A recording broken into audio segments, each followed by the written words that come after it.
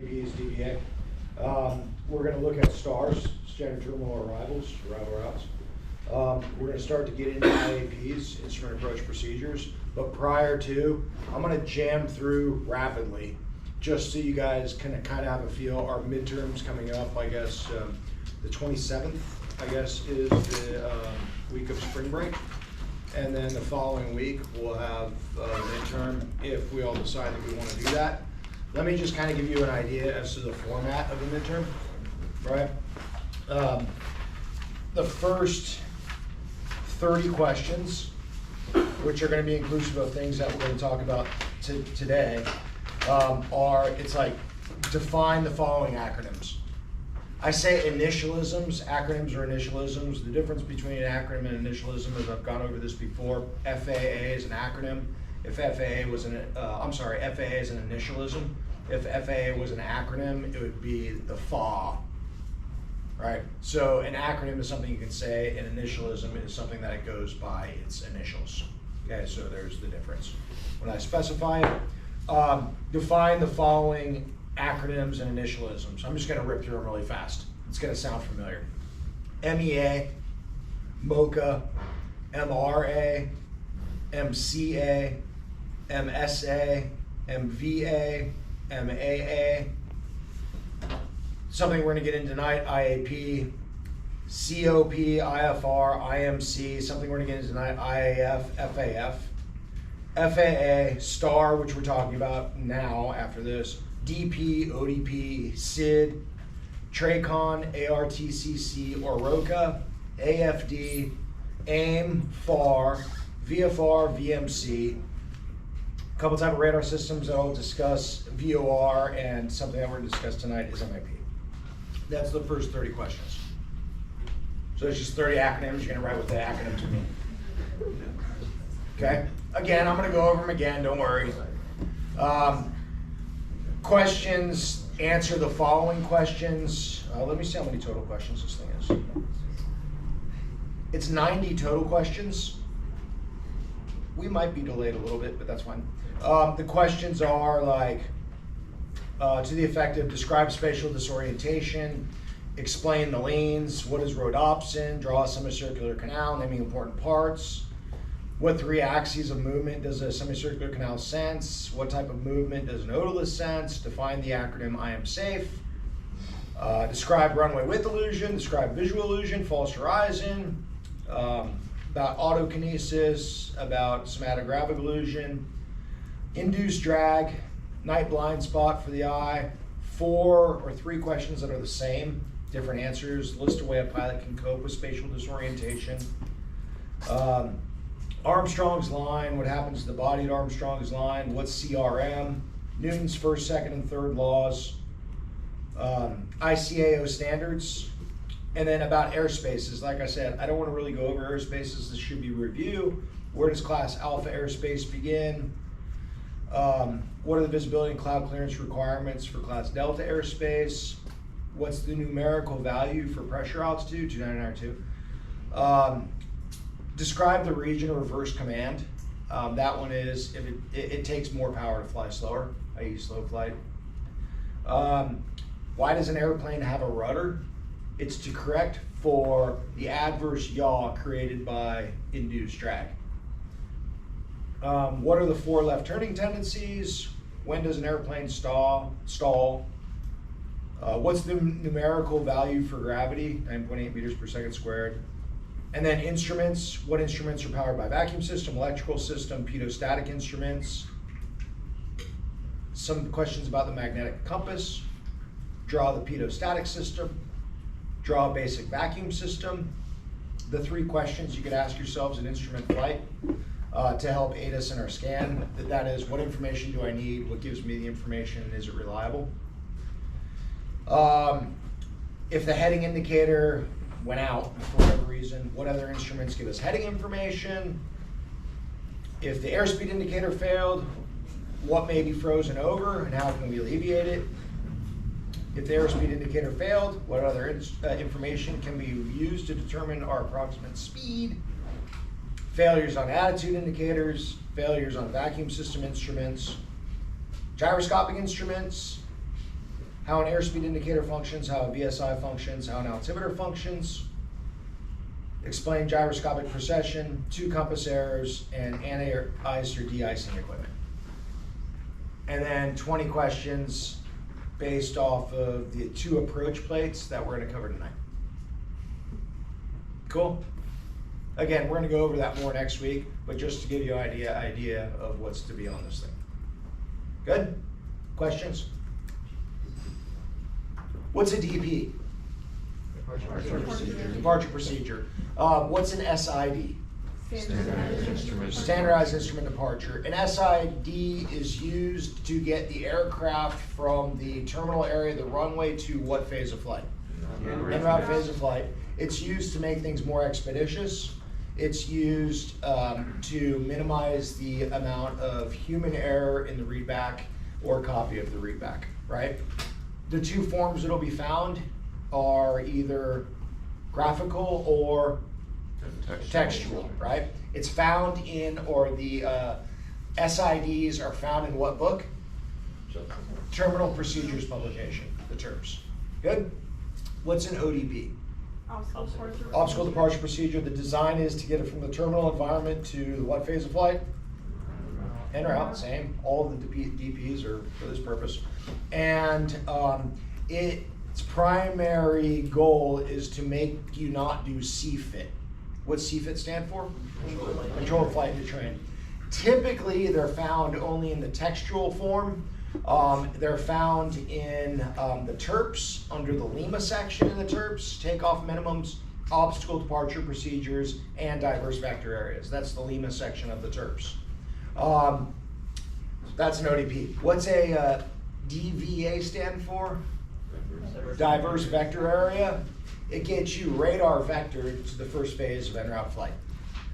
It allows controllers to radar vector you below MEA or MVA in that region for the departure. Good? Questions on any of that? What are the 3 phases of instrument flight? The first is the departure, the second is the en route, and the final is the arrival. So, an intermediary between the en route flight, and this is going to happen quick, an intermediary between the en route phase of flight and the approach phase of flight is called a STAR. Okay, standard terminal arrival route. It's read exactly the same as a departure procedure, but rather than starting at the airport surface, it starts at some pre-designated fixed en route. Good? Its design is to get you from the en route phase to lead you into the approach phase, but doesn't or is not inclusive of the approach itself. Good? Pretty straightforward, pretty simple. Let me show you the STAR.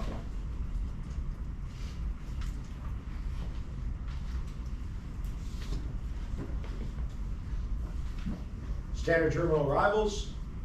Let's look at we'll look at 2 of them. Let's look at the Shamu 1. Shamu 1, where do you think it's related to? SeaWorld. For some reason, this thing probably gets us in or around the vicinity of SeaWorld, and here's how they are read. This is a legacy, typical VHF system, utilized off of VORs. It's not getting into the global navigation satellite system that we call GPS, right? This one begins, note the depths of lines. There is 3 depths of lines found here. It's kind of hard to see on the overhead. This is the thickest line, which is obvious. That's the thickest. So the procedure begins at the beginning of the thickest line. If the airport is down here, it begins at Shamu intersection. That's where the thickest line starts. 1 level down in thickness is this depth of line here, which is a transition route. The thinnest depth of line are these, and they're called radial identifiers. Again, kind of difficult to see on this format, but if you looked at it Can you tell there? Thinnest radial identifier. Radial identifier. That's the way you can triangulate to find a fix. Good? A little bit thicker transition or a feeder. The thickest is the actual procedure itself. This one being the Shamu 1 arrival. It's into San Diego International. Here's the dates of validity. That's all the margin identification over here. This one was made 25th of May of 1995. The route description begins at Shamu on a heading of 135 for an approximate distance of 25 nautical miles. That's the star or asterisk, if you will. It comes down to intercept the Mission Bay 255 radial inbound, which is a course of 0752, the VOR, and it gets you to Sarg's intersection. That's it. Then it finalizes at Sarg's. I bet there's an approach that goes into San Diego International that has what's called an IAF. Know this one. Initial approach fix. That's where the approach phase begins. IAF, initial approach fix.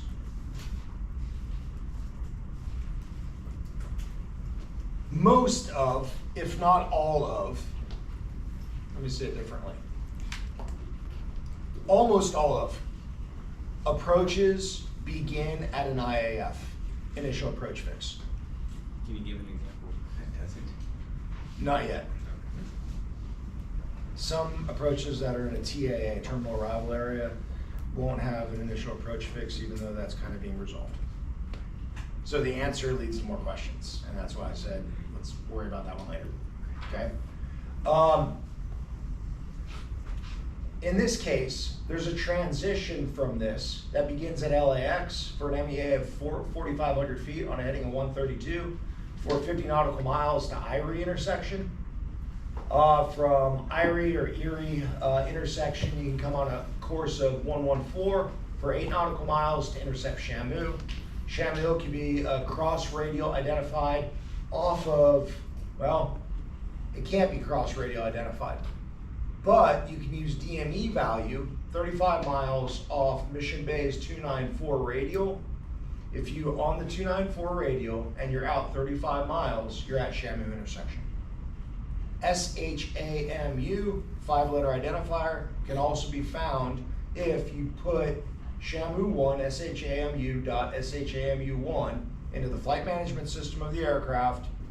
It will show where Shamu is, right? So you can use RNAV to guide you, even though primary here is utilizing VOR. Good? So, way you can identify the intersection just using standardized VOR would be the 294 radial.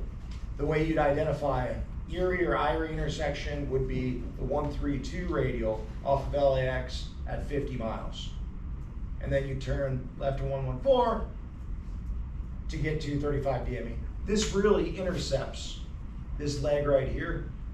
114 leg really does intercept the 294 radial inbound.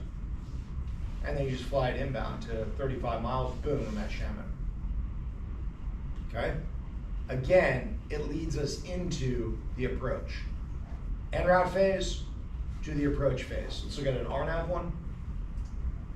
This one's used very often if you ever listen to like live ATC or you're listening to SoCal Approach. Here, the comics arrival. You'll hear aircraft all the time, which is descend via the comics arrival. The heaviest depth line, my guess, considering it's called comics arrival, would be at comics intersection, which is found here. Notice the depth of line is the thickest there. That's where the procedure begins. There's a couple transitions from Hulk intersection, from LAX, from Catalina. These are all fly-by waypoints that, whatever the symbology is, That symbol is a fly-by waypoint. So you go Hulk, 15,000 on a heading 138, down for 52 nautical miles to Decia, 15,000 still on a heading of 140 for 20 to Joker. Joker, still 15,000 on a heading of 139 to Gambit. From Gambit, left turn 127 to Legion. This one is a block of altitudes. Flight level 190 is the tops. The bottom or the floor would be 15,000. So people are crossing that intersection in between 15,000 and 19,000 feet. Flight level 190. Good. Then you come to Comics intersection between 12 and 15,000. That's where the procedure begins. Heading a 134 down for 6 miles to Flash. 134 down to 10 to Lantern. If you're starting to see, these are all Comics things, right? 9,000, nothing below at Lantern. So the line under it, that's the floor, is 9,000, you can't go below it. And they want you no faster than, no slower than 230 knots. That's the block speed. They're saying, we want you at 230 knots. Now, not to say TRACON, Terminal Radar Approach Control, could say something to the effect of accept, maintain. They can give you an alternate to your altitude. Like they want you to cross Comics at 18,000 or flight level 190, they would say clear the Comics, direct to Comics, accept, maintain, flight level 190. Then these limitations would go away if you're instructed that by SoCal. Terminal Radar Approach Control, TRACON. Coming down here, Lantern, they might give you a speed restriction. I want 190 knots, right? Accept, maintain 190 knots. So there is modifications capable, but in the event of lost comm, well, this is exactly what you would fly. From Lantern, 134 to 8 to X-bands, no lower than 7,000. Left turn 094 for 8 miles to Clown. You're crossing Clown at 6,000. They don't want you above it, they don't want you below it. At 210 knots, inbound to a right turn of 104 for 4 nautical miles to NATO intersection. Again, you're crossing at 6,000, 095 and thence. Note the different symbology. This one's got a circle over it. These don't. This is considered to be a fly-by waypoint. This is a fly-over waypoint. The fly-by waypoints, you can utilize something called turn anticipation, i.e., if I'm coming in from Santa Catalina and I arrive at Legion intersection and I make the turn, I'm going to overshoot it.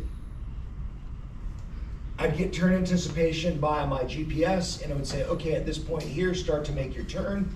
And at a standard rate turn, it would intercept me on course, on heading, CDI centered, right, on course. And that's turn anticipation.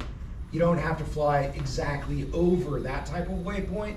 This waypoint, you need to be directly over it in order to continue inbound. Go for it. On the GPS, yeah, do you actually see the waypoint markers? You would see the waypoint markers.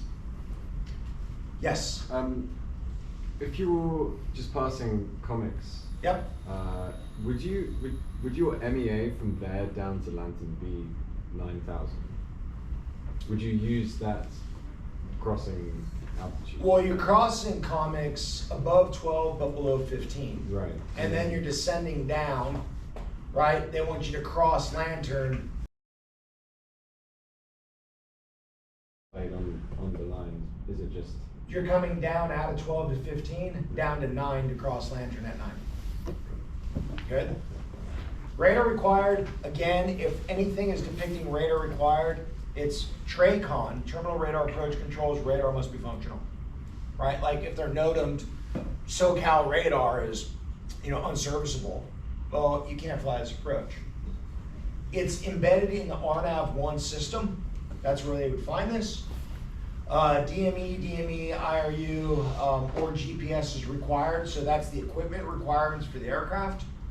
Turbojet, turboprop aircraft only. Coming up here, it gives us the arrival route description. The Hulk transition, LA transition, or Santa Catalina transition from Comics on 134 to Flash, then on track 134. Basically, it describes the approach. And note, to cross NATO at 6,000, then on heading 095 or assigned by ATC, then expect radar vectors to the final approach course. If you went OSCOM, you can't get radar vectors, you're gonna fly 095 to intercept the final approach course.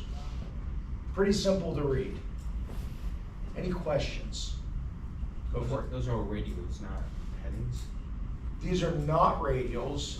These, no, because a radial will be considered a line emanating from a VOR. Right. Right? These are ground tracks.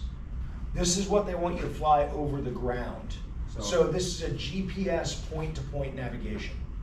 I.e., if the wind is, and you said, or heading, if the wind, let's just give something crazy, the wind is 100 knots out of that direction, coming out of this way, going that way. If I flew a heading of 138, my airplane might track over the ground like that. Right. So the desire is to have a ground track Oh, okay, gotcha. of 138 for that. Oh, so So you're just correct. navigating point-to-point navigation for the star. Good? You just follow the ground track Okay. on your GPS. Makes sense. Good? Yeah. So you're always like correcting for wind to stay on that track, right? Yeah. Okay. Yeah. So Shamu 1 looked like it actually had like a final like approaching the landing. This one, like you don't see the airport anymore. Shamu 1 brought you to SARG's intersection, Okay. right? Let's look a little bit more detail into that. This one, it says this. It doesn't bring you into that barb that was shown at SARG's was the localizer course. Yeah. This one, it says expect radar vectors to the final approach course. Okay, so you get there and then they'll. So this one, they're saying either fly 095 or as assigned by ATC. So in this case, you arrive here, right? You fly outbound 095, it's probably going to intercept a final approach course inbound, or they're gonna vector you in to get to the final approach course. And the final approach course is the localizer? Or it could be. In this case, it's probably not perceived as a localizer because of the fact that it's an RNAV approach, just GPS approach. So the final approach course is specifically the final approach course, okay? It's getting you to GPS guidance over the ground for the final approach course, okay? Questions? Is that enough for standard terminal arrival routes? Get you from the en route phase of flight and it leads you into the approach phase of flight. It's the inverse of a departure procedure. However, it doesn't get you to the ground. Good? Pretty simple. Can you see kind of now why I said let's start with low altitude and route charts and then break it off onto these? Because the low altitude and route chart was inclusive of all the symbology here, or all of your MEAs, MOCAs, or whatnot, and distances, so it's read the same, but included a little bit more. So when you come off low altitude and route charts, you look at SIDS and stars, they're pretty straightforward. Go for it. And just like I said, this has to be in the airplane as well. Yep. You got it. These are found in the TERPS section. TERPS book. Terminal Procedures Publication. Could you show the approach, the approach plate, that would be huge after you. It depends. It depends on what they clear you for. But if we want to look at the approaches, look. Let's look at this arrival again. And could you like show them like side by side to see how they kind of flow, if it flows into the. Yeah. Let's see. Let's look at this arrival. The Shamu one. And then let's look at this.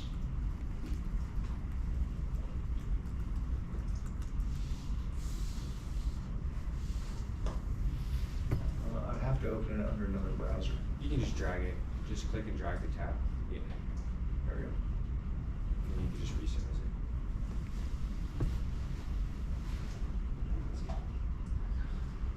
Sweet. It's perfect.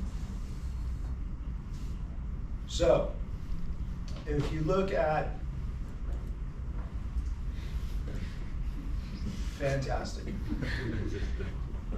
The Shamu arrival will get you to Sarg's intersection, Okay. right? That's the final point.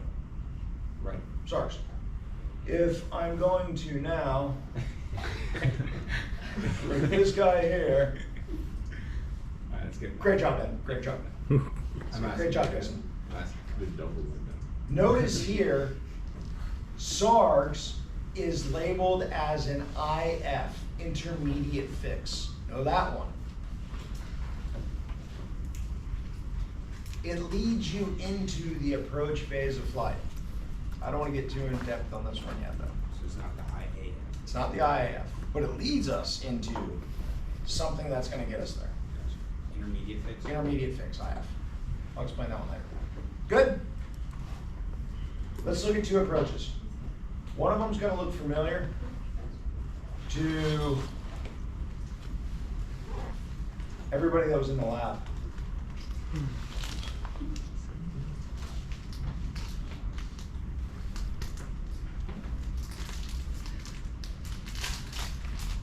For the lab people, this is going to be a review. For non-lab people, this is going to be a preview. This is called an IAP. Know that. Instrument Approach Procedure. It's affectionately known as an approach plate. Okay. This is an IAP, an Instrument Approach Procedure, affectionately known as an approach plate. There's 5 sections to all of these, exclusive of the margin identification. Know that. There's 5 sections to every one of them, exclusive of the margin identification.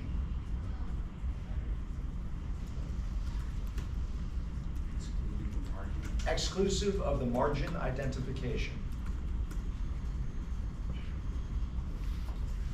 And I'm going to go over all the sections now, and then we'll explain the details of every section. Questions yet? All right. The margin identification is exactly what it sounds like. It's everything that's on the margin of the entire approach plate. Not inclusive of anything within the black bordered boundary. Okay? The margin identification. I'll go through all the symbology of the margin identification now. The upper portion. The upper left corner is the city and state in which you'll find this approach. Okay? City and state, let me see if I can get it into a fashion that's, that looks a little bit better. That looks a little bit better.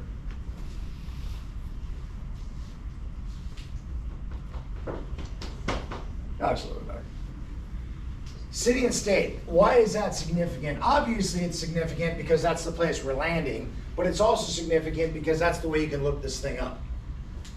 You can look it up by city and state. Okay? The next box, or the next thing that's found, AL 5814, that's the FAA's file system for this. You and I aren't looking up this thing saying, hey, I need to find the file AL 5814.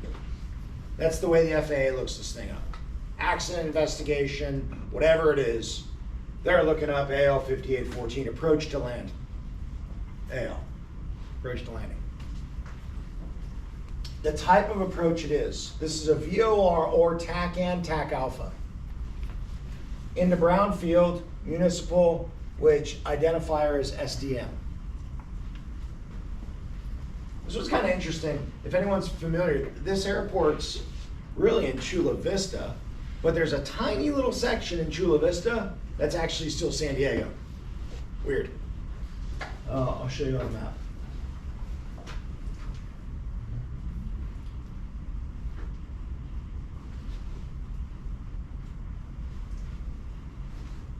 See if it gives it. This little area right here, that's in the red dots, that's San Diego as well. So there's a little tiny subsection in southern Chula Vista, that's San Diego as well, and there's the red dots. There's a fire department right down here next to the airport, San Diego Fire Department. All of the other fire departments in this area are Chula Vista. So don't let that one confuse you. It is a subset of San Diego. So it's Brownfield, SDM, San Diego, California. It's a VOR TACAN-alpha. I'm gonna say something now that will make sense later, but I'm gonna give it out now. The dash alpha or TAC alpha on any approach means this, and just bank this for the time being. It means there's circle to land minimums only published. That'll make sense later. Just bank it. Circle to land minimums only published. This is the dash. Dash A, yeah, dash whatever. If it's dash something, it's circle to land only minimums published. i.e., this thing is not leading you aligned with the runway in a position to land, because that in a position to land is going to come into key later. Okay? There could be a straight in, like something that leaves you aligned with the runway, but where it leaves you off as far as altitude, you're too high to land. So you have to enter some sort of pattern to land anyways. So dash something, circle to land minimums only published. Okay? The upper right corner. This is called a Julian calendar date. Julian calendar date. The Julian calendar date is the year and then the day of the year. So in this case, it's the 21st year, the 168th day. And if you figure there's roughly 30 days in a month, well, it's somewhere in the 5th or 6th month. 168th day of the year. January 1st, January 2nd, January 3rd is the 3rd day of the year. 4th, 5th, and so forth. Okay? So if you counted out the days in the year, this is the 168th day. Okay, so it's a year and then the day. Yeah, year, and that's called Julian calendar. So January is 1 through 30. February is 30 through 60 roughly, right? March is 60 through 90. April is 90 to 120. May is 120 to 150. June is 150 to 180. So this is somewhere in the middle of June. Pretty straightforward. The edge identification, so that's the upper section of the margin identification, the edge identification. This is called the dates of validity. This is the dates that this particular plate, this piece of paper, is valid, right? That would be like, here's your terps. If I looked up San Diego in here, and then under San Diego, I looked up Brownfield, and then the VOR alpha into Brown, on one of these pages, whatever it is, right? I would say, okay, I have to have one that's within our current date to be able to legally use it in the cockpit. Like this book's dates of validity is the 3rd of November of 2022 to 29th of December of 2022. Is this good for me in a cockpit? Absolutely not. It's expired. Okay? Trees are being used. Don't tell the squad. They'll get angry. The SW3 of the dates of validity. The SW3 is what terminal procedures publication, U.S. terminal procedures publication, that it's valid in. This one happens to be Southwest SW3. This is where this is found, SW3. Good? So if I wanted to look, hey, where do I find this approach? SW3, it's in here. Southwest 3 of 4, SW4, 1, 2, 3, and 4. Then there's Northwest, East, whatever it is. This is where this is found. The margin, or the dates of validity, is found on both sides on the edge margins. Coming down to the bottom. Same thing. Airport, Brownfield, identifier, SDM. The approach, VOR, TAC, and alpha, again, circled land minima published only. Notice it says circled land only. Nothing says straight in. Primary latitude and longitude coordinates of the facility. NDA, NAD, North American datum.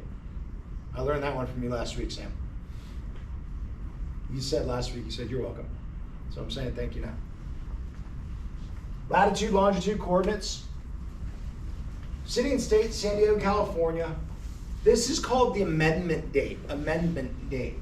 The amendment date, it has something to do with when the procedure itself had changed.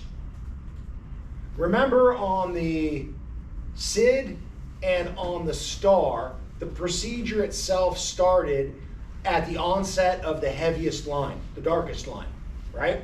Thickest line. So this procedure itself starts the beginning of the thickest line, which happens to be the initial approach fix. That's where the procedure itself starts. So if there was a change to anything along the procedure from the dark line and in, anything changes here, that will update the amendment. Not the Julian calendar date. This is the June something of the 21st year. This is June 20th of the 19th year. I'm sorry, 20th year, June 19th. So, that being said, that's utilized if you're going to use your GPS system. If you're going to use your GPS system to help you in guidance on this, you need to make sure that your GPS supersedes this date. i.e., if my GPS expired prior to that date, well, I'm not going to have the latest information. On a GPS boot up, it tells you when your last database revision was. We'll get more into that one later, but again, it's the amendment date. This is its original form.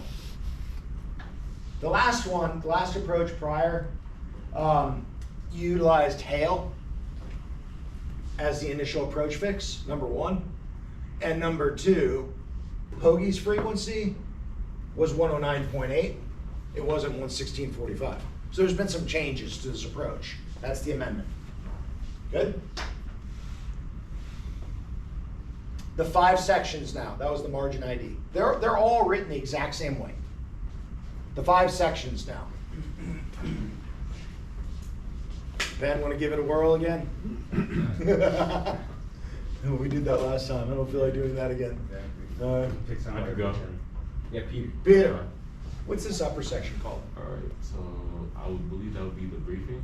Pilot briefing Pilot section. briefing. Good. The pilot briefing section is all these boxes. It's exactly as it's worded.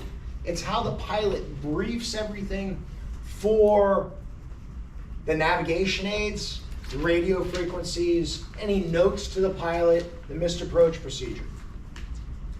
The way it's read is just like a book, top to bottom, left to right. Left to right, top to bottom. The first box in the pilot briefing section. Let me make a note. This is not the last time we're going to do this. It's going to be a lot of information, but I'm going to cover it all. Okay? So this is kind of going to be a preview to us reviewing this for the next 9 weeks of class. So don't be like, oh, I missed something, or scramble to study every last bit of this. This is kind of the fire hose approach. I'm just showing you everything on this, but again, we're going to go over this a multitude of times. Good? So don't feel. See how that worked? This frequency, 1645, is associated with this frequency, 1645 Pogie, that has the darker depth box around it versus this one. The primary nav aid is what the final approach course is based off of. That gives us our final guidance into the environment, the airport environment. It gives the what? Final approach course into the airport environment.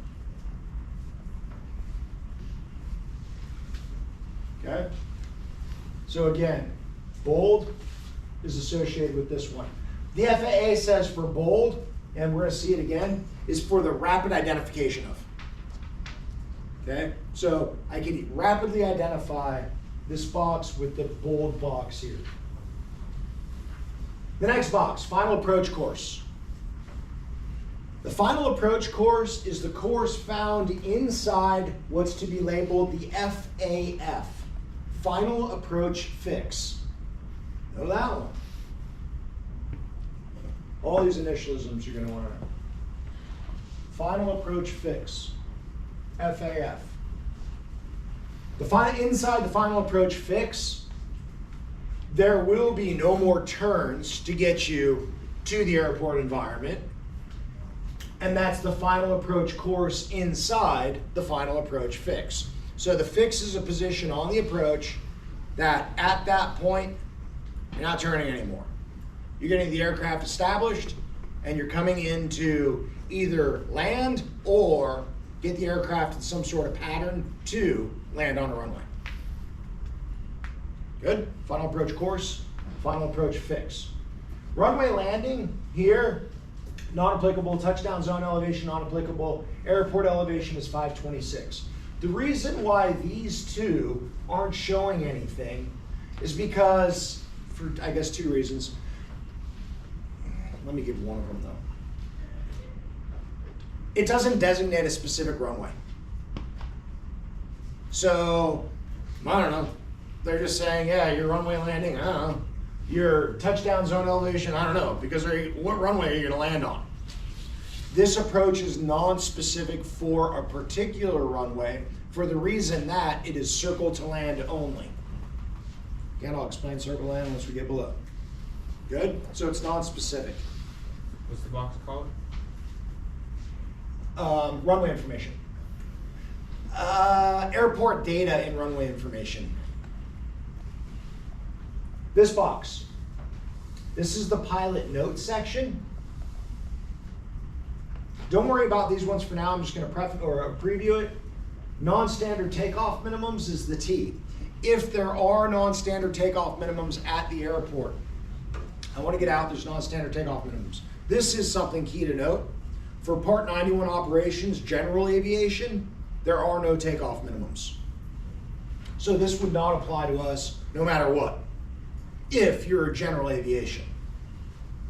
I.e. Ben and I flying together and if I put my hand out in front of me and I can't see my hand because of the amount of fog, and I put my hand above me and I can't see my hand because of fog, that's called 0-0.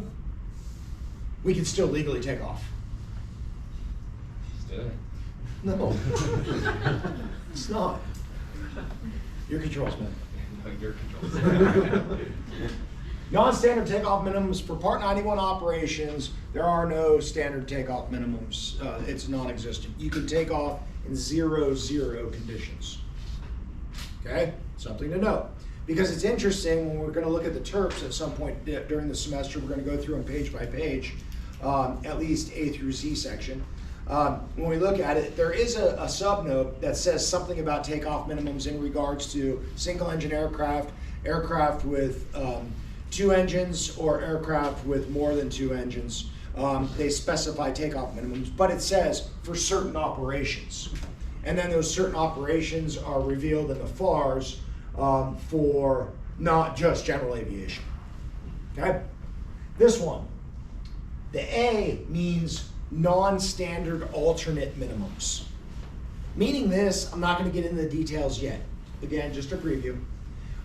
Meaning this, my primary airport I chose was San Diego International.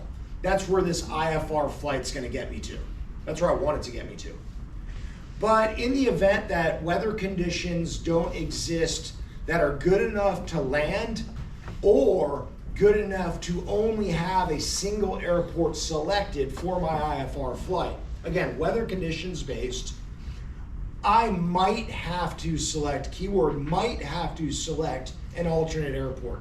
What the FAA is saying is this: you're obviously going from a departure place to an arrival place on an IFR flight plan. That's the point of it. You're gonna take off somewhere, you're gonna land somewhere. You might take off somewhere and land at the same airport, but you're taking off and landing, right? What they're saying is, if the weather conditions aren't good enough, we want you to tell us where you're gonna land that's your alternate in the event that you can't get into your primary airport. I just wanna make sure you guys get down, right? So if I was to utilize this airport as my alternate, i.e. San Diego International is my primary, I had to file an alternate. There's specific rulings for that we'll get into later. I had to apply, or I had to file an alternate. If I wanted to use this as my alternate, well, it doesn't abide by the standardized alternate minimums. Let me just get into it now. Here's the alternate regulations. It's the 1, 2, 3 rule. So write down 1, 2, 3.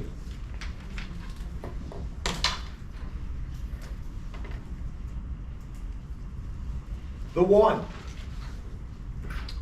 it means this: plus or minus 1 hour. I wrote that kind of backwards. Plus or minus 1 hour of my ETA, estimated time of arrival, at primary airport. Primary airport. Again, I'm planning a flight from Santa Barbara to San Diego International. That's my primary airport. Okay? Within 1 hour of my estimated time of arrival at my primary airport, plus or minus an hour, I have to have 2,000-foot ceilings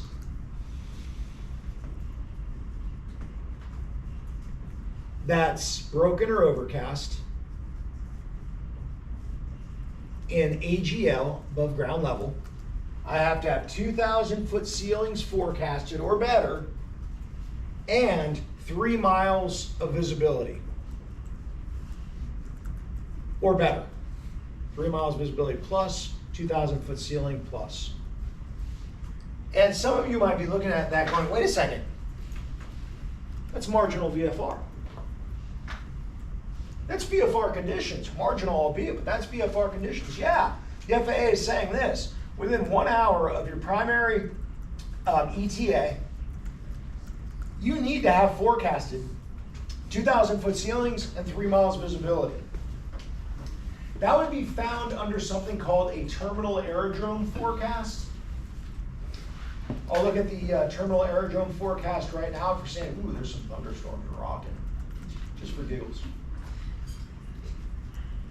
Ooh, that activity. Looks like we're going to start to get some more rain here.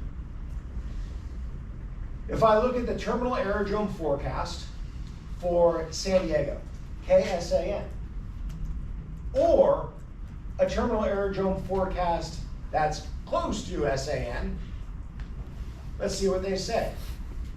Let's say my arrival time for giggles is supposed to be 0700. Right? This is, okay, plus 1 hour. That's 0800. So this is valid. The wind's supposed to be 190 at 14, gusting 24. 2 statute miles visibility. Rain, mist, broken 700, overcast 1200. So it's broken 700, 2 statute miles. Wait a second. 3 miles, no, not even close. Broken 700, yeah, not even close. I need to file an alternate. I don't have that. Now, if they said it's 5 miles visibility and 7,000-foot ceiling, I don't need to file an alternate. Because the FAA is going, yeah, if you're on an IFR flight plan, you're going somewhere at 7 miles visibility and 8,000-foot ceiling, you're probably going to be able to land. It's not going to be an issue. What the FAA wants you to do is guaranteed to get in. This one, I might not be guaranteed to get in. I may mess something up on the approach. When I get there, the fog might roll in. Its visibility is too poor to even fly the approach. Okay? They're saying this: if you do not have this or better, you have to file an alternate. Now, the alternate regulations. It's 8 and 2, 6 and 2. So someone was asking me, hey, and they're in the know, or like pilot examiner, and I was on an IFR check ride, and they said, hey, Jason, tell me about alternate requirements. I'd say that's the 1, 2, 3 rule, 8 and 2, 6 and 2. The 8 and 2, 6 and 2 means this. I'm going to say something that we aren't familiar with, we will be familiar with prior to the end of the semester, for a non-precision approach. Non-precision. 8 and 2, meaning you must have 800-foot ceiling and 2 miles visibility forecasted in order to even consider that as my alternate airport. 8 and 2, 800-foot ceiling, 2 miles visibility. If it's a non-precision approach. What's a non-precision approach?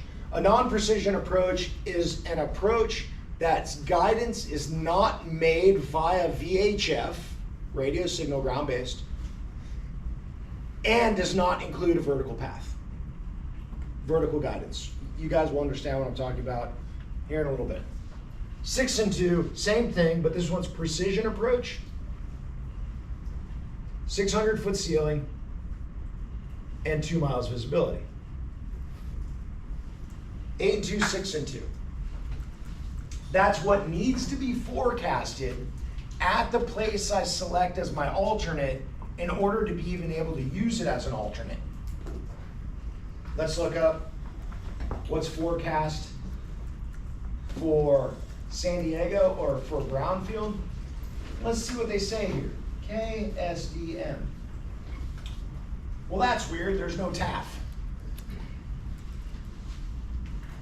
Well, I would somehow have to find information about what this place is going to be doing. I could look at an area forecast discussion for that information.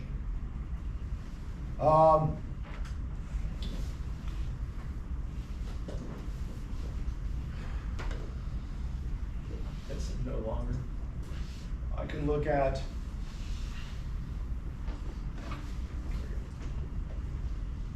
area forecast discussion. I could look at lower area of San Diego, and I could look at this area here. So what they were saying, see how it changes? I can look at San Diego's area forecast discussion, coast valleys, ceilings of 800 to 1500 feet spreading across region from northwest to southwest, east, blah, blah, blah, blah, blah. So there's different modes. We're not going to get too into detail about the different modologies right now. Just to give an example, though, of how I would find information for this airport. So let's just say, okay, it is forecasted to be greater than 800-foot ceiling, and it is forecasted to have greater than 2 miles visibility. But that's standard. This isn't standard. There's a reason for that. It's down at the bottom section here. Again, we're going to get into this later. I'm just kind of explaining it. This approach doesn't even get you down to below 800 feet. So that wouldn't work out too well because this doesn't even get you there. That would be like, I don't know, the 5 North is closed today from San Onofre to Los Angeles. And then I Googled directions to get to Santa Barbara, and it said, yeah, you use the 5 North. Is that going to work out too well? Not today. So in this case, since this approach doesn't even get you below 800 feet, they have to say, wait a second, the standard way of getting there, the standard modology for an alternate airport doesn't work. So what would you do? Again, don't worry, we're going to look up this more. I would look up special alternate minimums.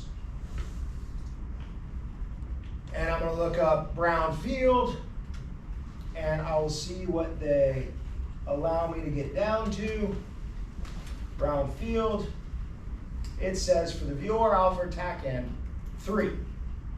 Note 3 right over on the right of it. Note 3 says ABC, we're category A. I'll get into that. 902 3/4 miles must be forecasted in order for me to get in. That's the non-standard alternate minimum. 8 and 2 just went to 902 3/4. Good? We'll go over that again. Yes? If you were to file something with an error like that, would flight management tell you? Say that again? If you were to file this as flight management, but it's doesn't. Who's flight management? Like, your flight plan. Okay, if I was to file this with the weather briefer, is that what you're talking about? Like flight service station? Yes. Okay, keep on going. Like, would anybody correct you if it was within the month? Probably not. Probably not. But if something happened, guess who's at fault? Yes. And if something happened and the insurance companies realized you were at fault, guess who doesn't pay? Right? So you need to be heads up in this thing. Here's kind of the crazy part about aviation. Like me as a flight instructor. Nobody looks at me or nobody backs me up if I'm flying with Zach, right? And I feel as a flight instructor, hey, Zach's ready to go fly solo.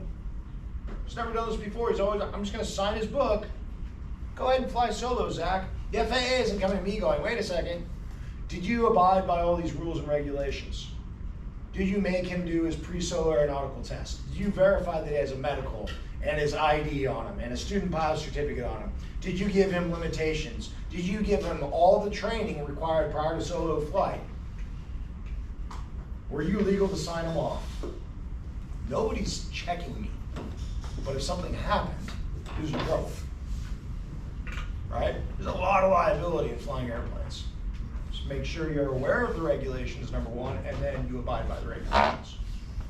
So that's the little T&A here. Don't worry about that. We'll go over it later.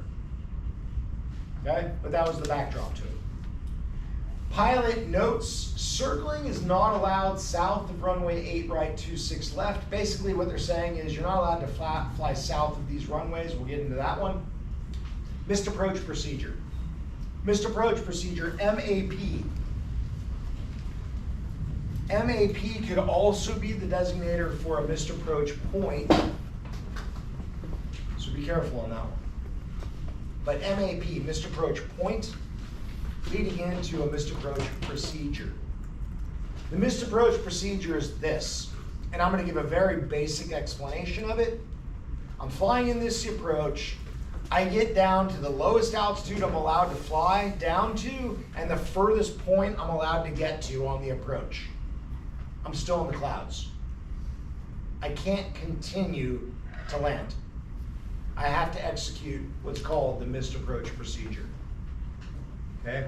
It guarantees that I'm not gonna run into anything, but it also puts everyone on the same page as to what they expect of me to do. In this case, the missed approach procedure is climbing right turn to 4,000 feet to Mission Bay VOR and hold. It says next to it TACAN aircraft, and then it gives a bunch of stuff about TACAN aircraft. TACAN is tactical air navigation. Tactical air navigation. That's what the DoD uses, Department of Defense. They use tactical air navigation. It's like their equivalent to a VOR, but it's a little bit different. We're not TACAN, forget about it, I don't need to use that, but my missed approach procedure is climbing right turn 4,000 direct to Mission Bay and then hold. Next box, go ahead Ben.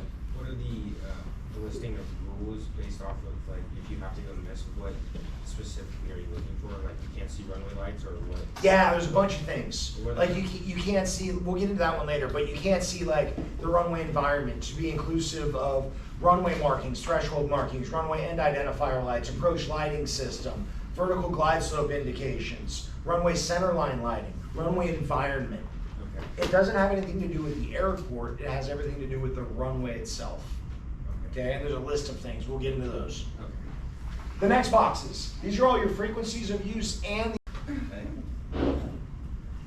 Punch. So these are the just the all frequency. these are all the frequencies, all you got, that's all you got. Right? For me, if I'm flying into a primary airport, I wanna know if I can get in or not. And if I can't get in or not, I wanna let them know, hey, here's what I'm gonna do if I can't get in there. So they can kinda have an idea as to what might occur. They'd have to look it up. Yeah. Who's they? Trinkle. if there is a TRACON. You might not even be flying into an area that has terminal radar approach control. It might be ARTCC, know this one? Air Route Traffic Control Center. That's called center. ARTCC. Air Route Traffic Control Center. Let me give you the difference between the two. TRACON, Terminal Radar Approach Control. Terminal Radar Approach Control utilizes a radar system called ASR, Airport Surveillance Radar. Know that. Is anyone going to ask you on a check ride about radar systems? Absolutely not. Do I want you to know it? Yeah. Why? Because CRM, Cockpit Resource Management, know that one. CRM depicts that you need to use everyone able to give you information for your flight. And knowing the different types of capacities of the radar systems can help you ask people for help, right? Like, if I was going somewhere in San Diego, and I'm not from San Diego, and I need directions down in PB, right? And I pulled up to someone, and they had a Boston accent, and they had Boston baseball flags waving, and they had a sign on them saying, "I just landed from Boston. I am not from San Diego." Am I gonna walk up to them and be like, "What's up, bro? Can you give me directions to," probably a bad idea. I might wanna like pull into a 7-Eleven, right? Or go to a gas station, right? Or find someone who's local and knows the directions, right? Look for the dude in board shorts and a tie-dye shirt. He probably knows the directions around PB. I'm gonna ask them for directions. So now, why is it important to know the capacities of the radar systems? So you can ask them for help if need be. And you know what type of help they can give you. So TRACON uses a radar system called ASR, Airport Surveillance Radar. It's the same type of system that ATC utilizes, air traffic control. It's small. It goes out like 50 nautical miles, 75 nautical miles. It's broken into sectors, right? So they have a system that's more defined and tighter radar. ARTCC, Air Route Traffic Control Center, uses a radar system called ARSR, Air Route Surveillance Radar. Both those radar systems are on the midterm. Air Route Surveillance Radar. It's a further distance radar system. It covers a larger area. Therefore, it's not as detailed. And it has different capacities as far as seeing things, i.e. weather, lightning, rain, intensity of rain, things of that nature. We'll get into those later. ASR, Airport Surveillance Radar, utilized by TRACON. ARSR, Air Route Surveillance Radar, utilized by ARTCC. Speaking of radar. So is that what AWC uses?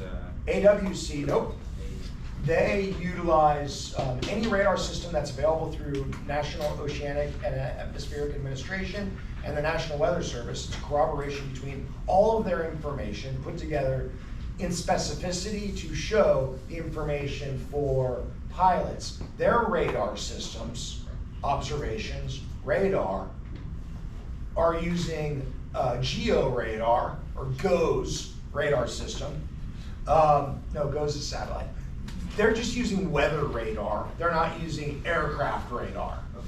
They're looking at weather, more specifically precipitation.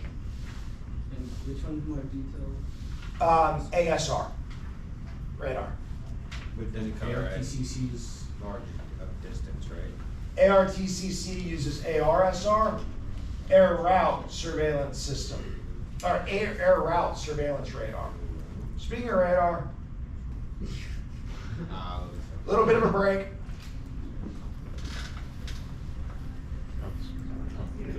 Hier wird das bisschen besser. Das wird das Überlebensradar.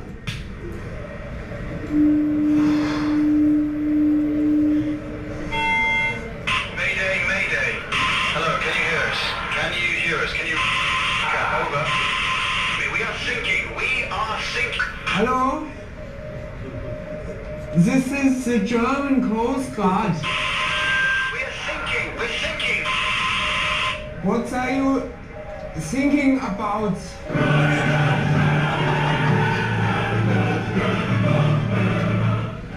All right, on that note, let's take a break. I think that's hilarious. Identification, Julian calendar date, amendment date in the lower left corner, there's your dates. Dates of validity, approach to landing FAA file, city state, type of approach. In this case, a VOR approach is non-precision. A VOR approach is non-precision. In all reality, in the whole National Airspace System, there's only technically designated 4 precision approaches. ILS and PAR are really the only quote-unquote precision approaches that you guys would ever utilize as far as today in the Part 91 civilian small light civil GA world. Okay, small airplanes, ILS, PAR. Those are really technically the only 2 precision approaches that are out there. Everything else is either going to be considered a non-precision approach or a subset of an approach is called an APV, approach with vertical guidance. We'll get into that one later. Okay? Pilot briefing section. Top to bottom, left to right, the orders of use. Primary nav aid, final approach course inside the final approach fix, runway information, pilot notes section, missed approach procedure in the textual form, and then frequencies of use, in order of use. Questions on anything of that? What's the box on the left? The one with the T in it? What's that box called? Pilot notes. Just like general notes? Pilot notes. There's more detail. I know that we've not gone over a couple little things in here, but we will. The next section. So remember I told you there's 5 sections, exclusive of the margin identification. I'll get you later. Plan view. That's this next section. Plan view. Thank you. The plan view is quite literally how you plan this thing as an overhead view. Okay? The plan view is quite literally how you plan this thing from an overhead view. It's got key things in here, such as the biggest, baddest, boldest mark on here. I'm going to consider that to be called your highest threat. Okay? Your highest threat. Notice how that number is bolder than any other number on here. Your highest threat. It's got notes like the procedure is not allowed for arrivals on Mission Bay VOR airway radials 076 clockwise to 114. So if you're coming in on Mission Bay for arrival, if you're coming into Mission Bay this way, clockwise to 114, procedure is not allowed. It's got this. We've already discussed the M value, MSA, minimum safe altitude, formerly known as minimum sector altitude. I like to give it minimum safe sector altitude, which gives you information for in the event that you go lost navigation,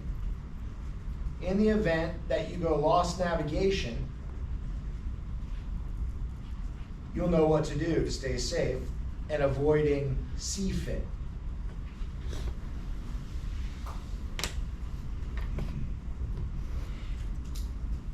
And 1 second, make sure I remember to do something. Sam, controller. Yeah, cool. She said just call me. Thank you. Yep. She's super cool. Give her a call. She knows, I already briefed it with you. You're going to ATC. Nice. You just want to know information about what to expect. Thank you. You're welcome. Sam. Sam. And then the Sam behind you. Yeah. So I'm confused about that. The procedure now allowed for arrivals and MCB board tack arrow radial 076 clockwise 114. Yeah, they're just saying if you're inbound from 076 clockwise to radial 114, you can't do this procedure for whatever reason. And really the reason is this: they don't want you to extending for whatever reason, and they don't have an availability to get you in a procedure turn to get you turned around, right? Because it probably interferes with other aircraft that are in the system. So they're just saying, I mean, it's quite literal. For whatever reason, it's not allowed for arrival from this 076 radial to 076 clockwise 114. Okay, alright. That's it. Okay. Plan view. Minimum safe sector altitude. Make a note as to what it's based on. I.e., I ask you the question, what is the MSA based on? POGI within 25 nautical miles. So the MSA is based on POGI VOR, and if you go out 25 nautical miles from POGI VOR, this is 10.3, so wherever out here, right? And make a circle around it, those are your sectors.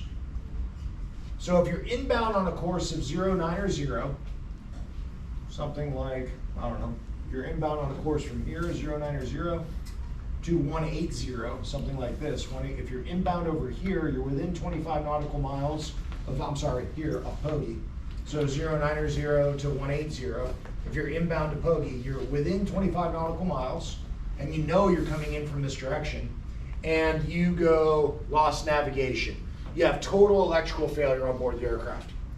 The needles fall out from your nav reference. Circle, climb to this altitude. You're not going to go CFIT and figure things out. Good? Yeah. Is that always going to be around the primary nav aid? No. Yeah, no. Make a note as to what it's around. Because like on a RNAV approach, GPS based RNAV approach, it might be around like the runway or the missed approach point. Okay? So, which in case there is no primary nav aid because it's GPS based, it might be off of a different nav aid. So just be aware. So a question I asked on the midterm exam about this approach is, what is the MSA values, or what are the MSA values based on? Let me look it up here. So first question, is this approach precision or non-precision? Non-precision. I said, if inbound on a heading of 240, what is the MSA? Inbound on a heading of 180 to 270, inbound, that's this sector, 7,700, right? That's one of your questions. What is the highest topographic point on the chart? Biggest, baddest, boldest number? These are literally from your midterm. 4187. All right, I need to get to something else. Cool. What else does it give you? Highest threat, MSA values, primary nav aid, the bold box. Note this is underlined. The frequency is underlined. This frequency is underlined. The frequency in the primary nav aid is underlined. Underlined. Let me look up something here to show you what that means. And if I look up, let's just look up PGY for giggles. If I look up, oops, I want nav aids. PGY. notice this. It's a VOR-TAC. VOR with TAC-N capabilities. TAC-N capabilities give us as civilian end users DME possibilities, distance measuring. It says L, it's a low VOR-TAC, W. The W means this, without voice. The underline is the W. Without voice capabilities. What does that mean? It means that flight service station, i.e. San Diego radio, doesn't have the capability of communicating with you through the VOR. And I'll make a little note about that.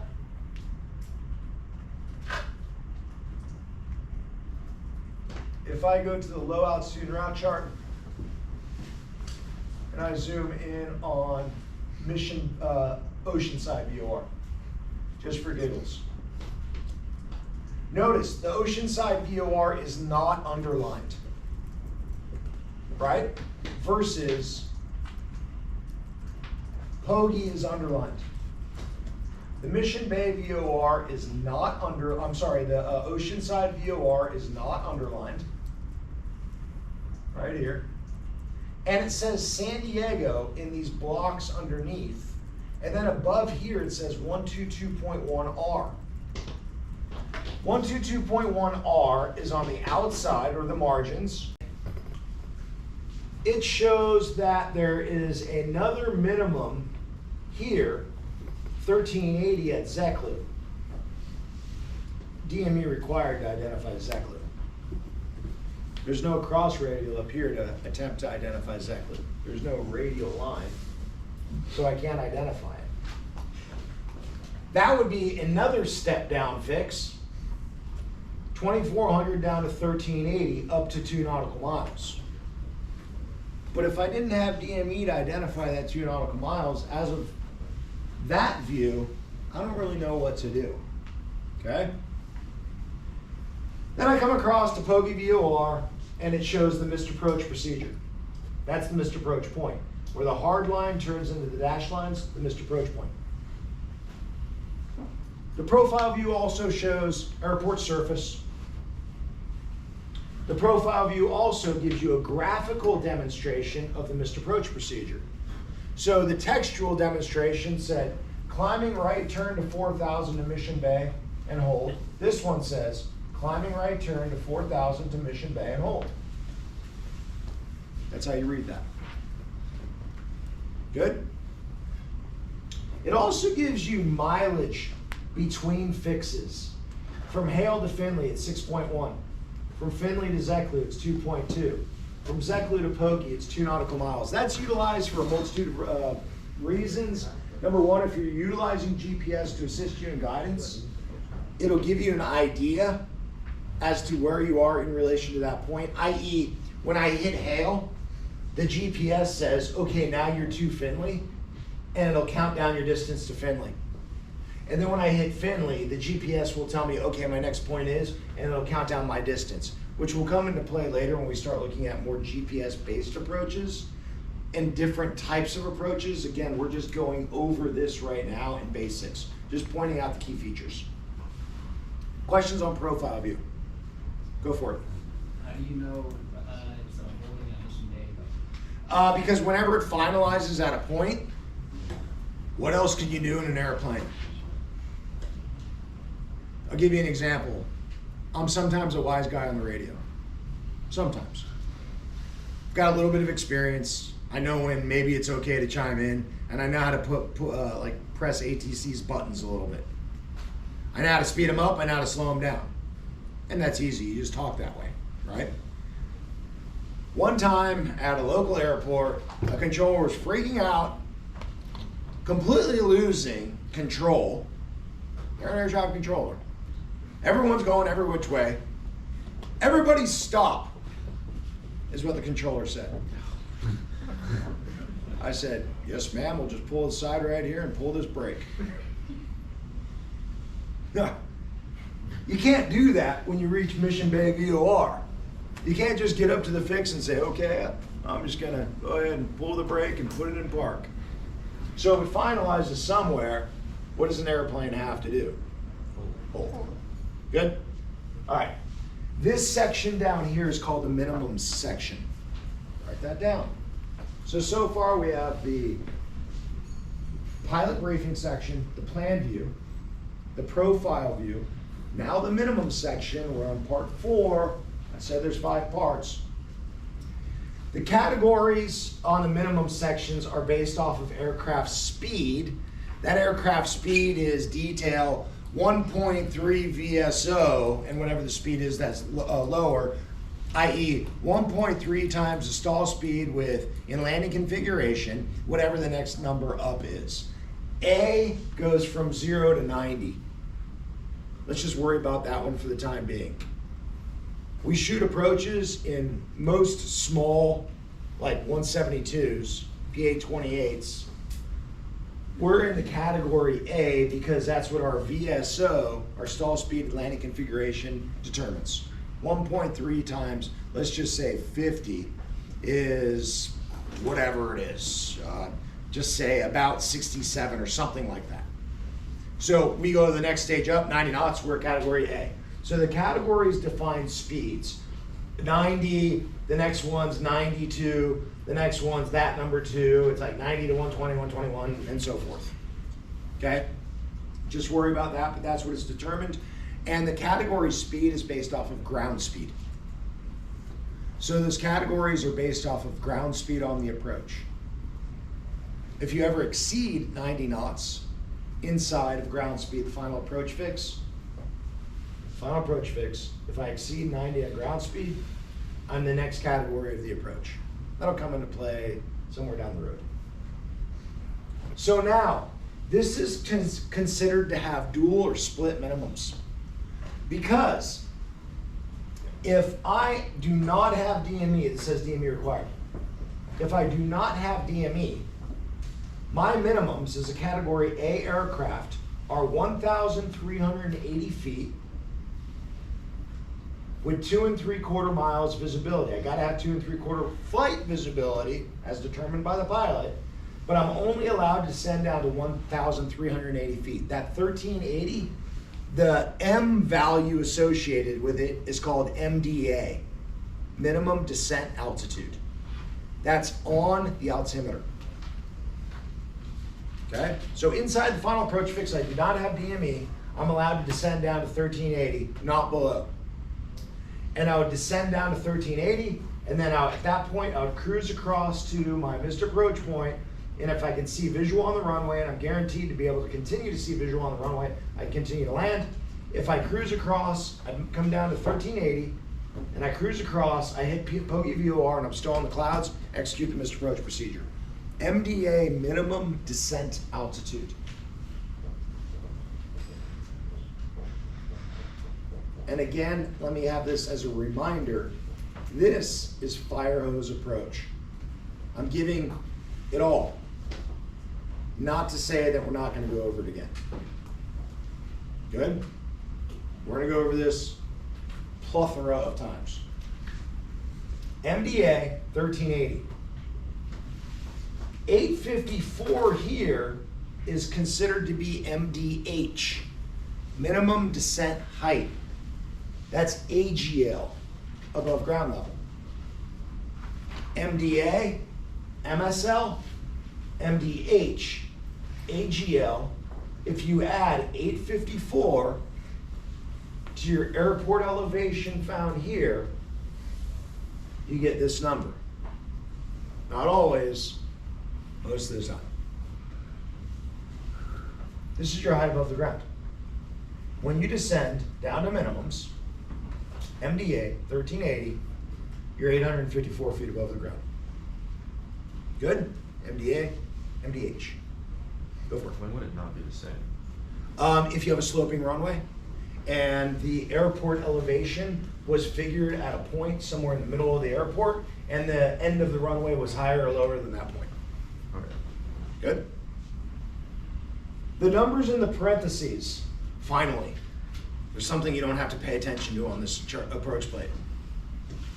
Don't pay attention to the numbers in the parentheses. Those are DoD minimums. That's what the government aircraft would only allow to be able to fly down to. DoD minimums. Good. So now this one's interesting because if I did have DME or a way to recognize ZECLU, DME or what's called GPS in lieu of DME, I can actually use my GPS as a DME unit. I'm actually allowed to fly to ZECLU down to 1380, but then I'm allowed to go down to 1140 as my MDA. So if I had DME, I can get a little bit lower. So now my MDA is 1140 if I can identify ZECLU fixed minimums, which requires DME. I can identify this, 1380, and then continue to step down to 1140 as my MDA, which gives me an MDH of 614 in a Category Alpha aircraft. 90 knots ground speed. This over here, this depicts circle to land minimums only. What does that mean? It means this. When we're coming into the airport, we're coming from the north, the airport's situated this way. The airport's situated this way, I'm coming down to the north. So I'm coming down this way. Circle to land would mean this, as long as it's legal to do. Remember above it said no circling allowed south of runway. Circling is not allowed south of runway 8 right, 26 left. 8 right, 26 left. Here's what that means. A circle to land is, what if the wind is whipping out of the west? I'm gonna get to here, right around Poggy VOR, and I'm gonna enter right traffic for runway 26 right. That would be circling land. I'm just entering some sort of traffic pattern to land. But if the wind is whipping out of the east, I don't wanna land on 26 right. Cessna 172 cannot land in tailwinds greater than 10 knots, or take off tailwinds greater than 10 knots. Well, I might enter left traffic for 8 left. Here's what I cannot do at this airport. Circle south and enter some sort of procedure, i.e. fly over the airport and enter. Why? Mexico. Mexico. Good? That's what that means. So circle land, what does it mean? It means enter some sort of pattern to be able to get the aircraft onto the ground. You cannot fly into the clouds after you reach the missed approach point. I'm circling, I hit the clouds, no go. Execute the missed approach procedure, we'll get into that one later.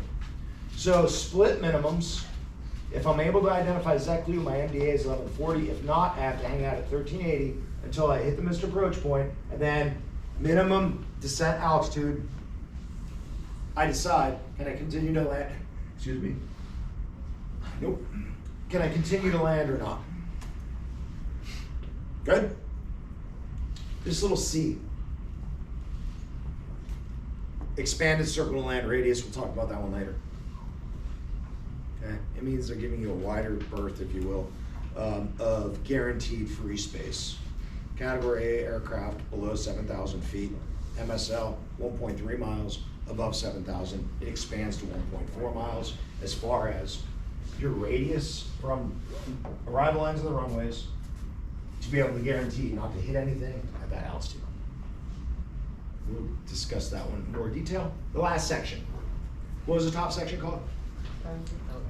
Pilot briefing, what's this one? What's this one? What's this one?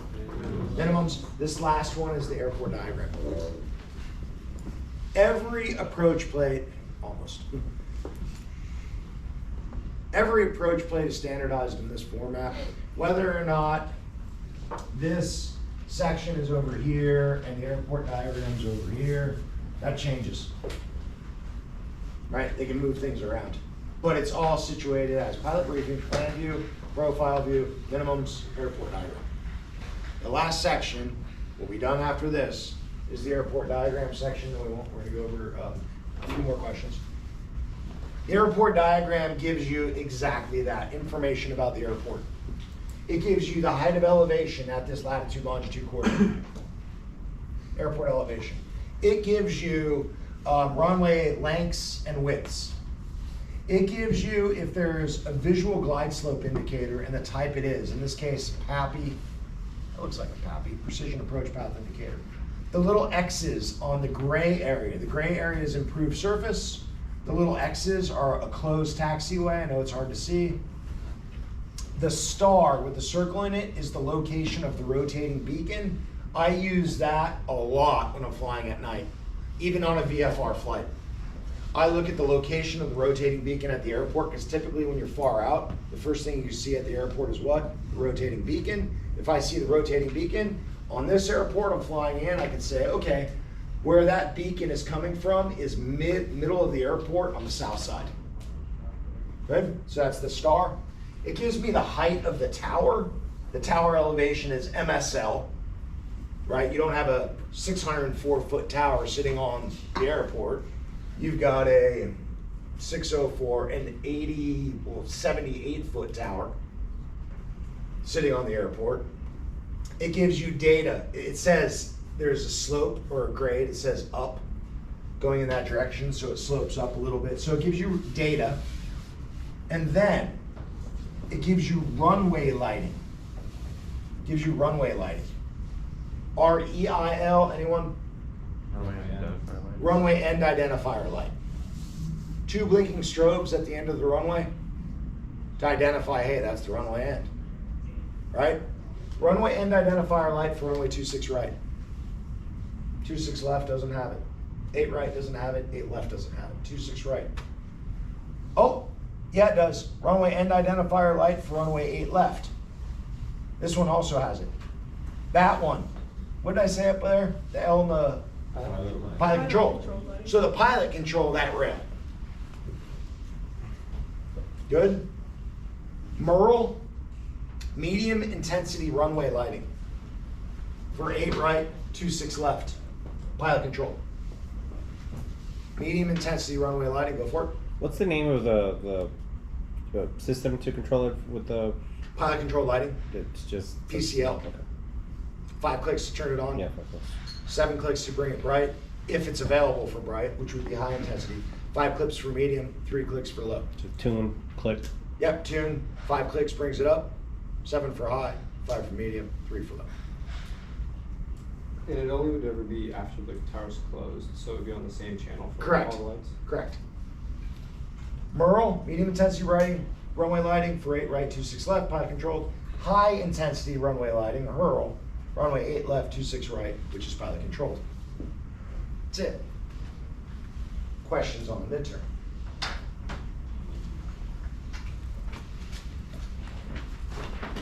You guys think you're tired after this? I think I feel.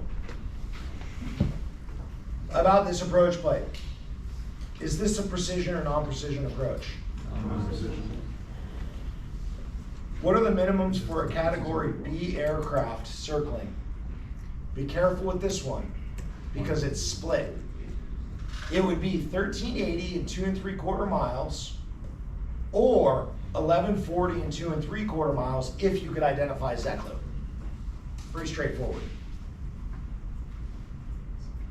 If inbound on a heading of 240, what is the MSA? 7,700. What is the highest topographic point on the chart? Biggest, baddest, boldest number.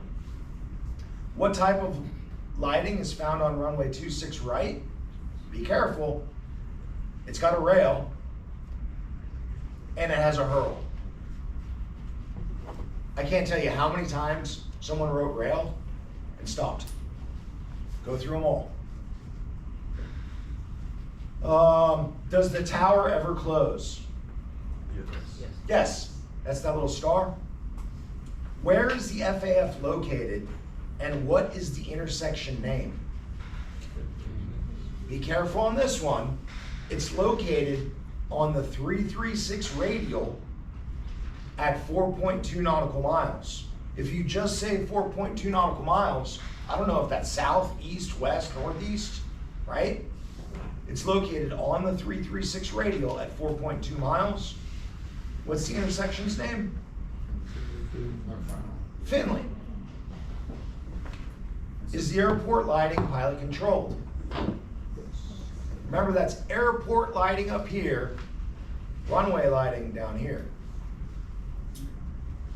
What are the dates of validity for this approach? Off on the side of the margin. use in relation to this approach? And this is still part of the, Pilot briefing Pilot section. briefing. You got it. The frequencies in use in the direction of use. The first one's ATIS, Automated Terminal Information Service. That's your weather at the airport. It tells you what approach they're using. It tells you the runways that they're using. It tells you wind direction, speed, visibility, any notices to air missions, like a taxiway, whatever is closed, or a lighting is out of service, or it gives you all the information for the airport environment. SoCal Approach, TRACON, Terminal Radar Approach Control. This is the last handling facility prior to you getting handed off to the tower, or in the event of a non-towered airport, CTAF. Another acronym you want to know? Common Traffic Advisory Frequency, CTAF. Common Traffic Advisory Frequency. Okay. so what is the approach plate like for a Phoenix that they don't use SoCal? It would say Phoenix Approach. So, so each, okay, that makes sense. So they just each have their own kind of. Yeah, everything's specific. Okay. Good? The last handling facility, in this case, before getting handed off to Brown Tower, I use that in the cockpit as a hint. I might be on with a bunch of different TRACON controllers. I might be on with 27.3, 127.3. Then they might hand me off to the next sector, 25.3. They're guiding me through San Diego's airspace to get me to this one.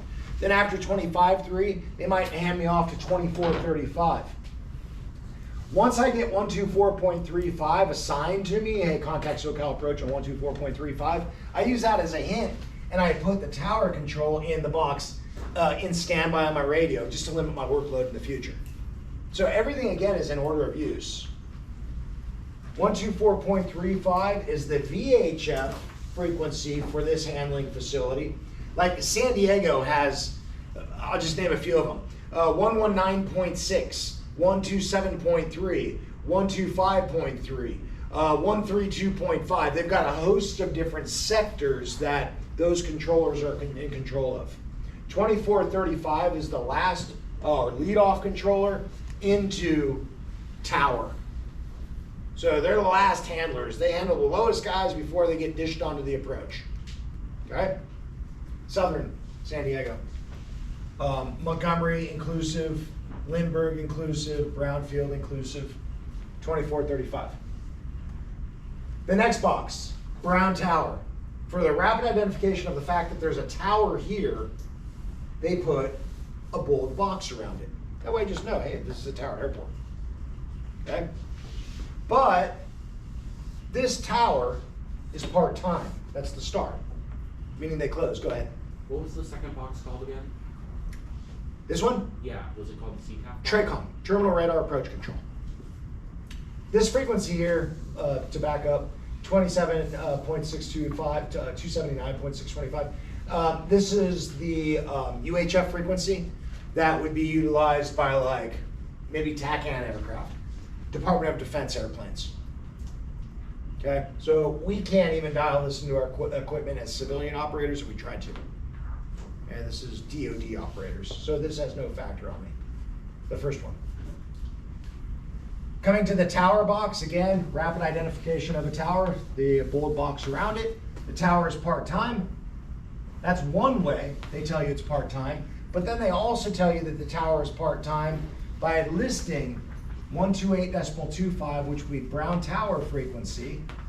Since it is part-time, if the tower closes, 128.25 goes to Common Traffic Advisory frequency. You're not talking to a tower anymore. You're just giving common traffic advisories. Something to the effect of Brownfield or Brown Airport. Brownfield airplane 12345 is 5 nautical miles to the north.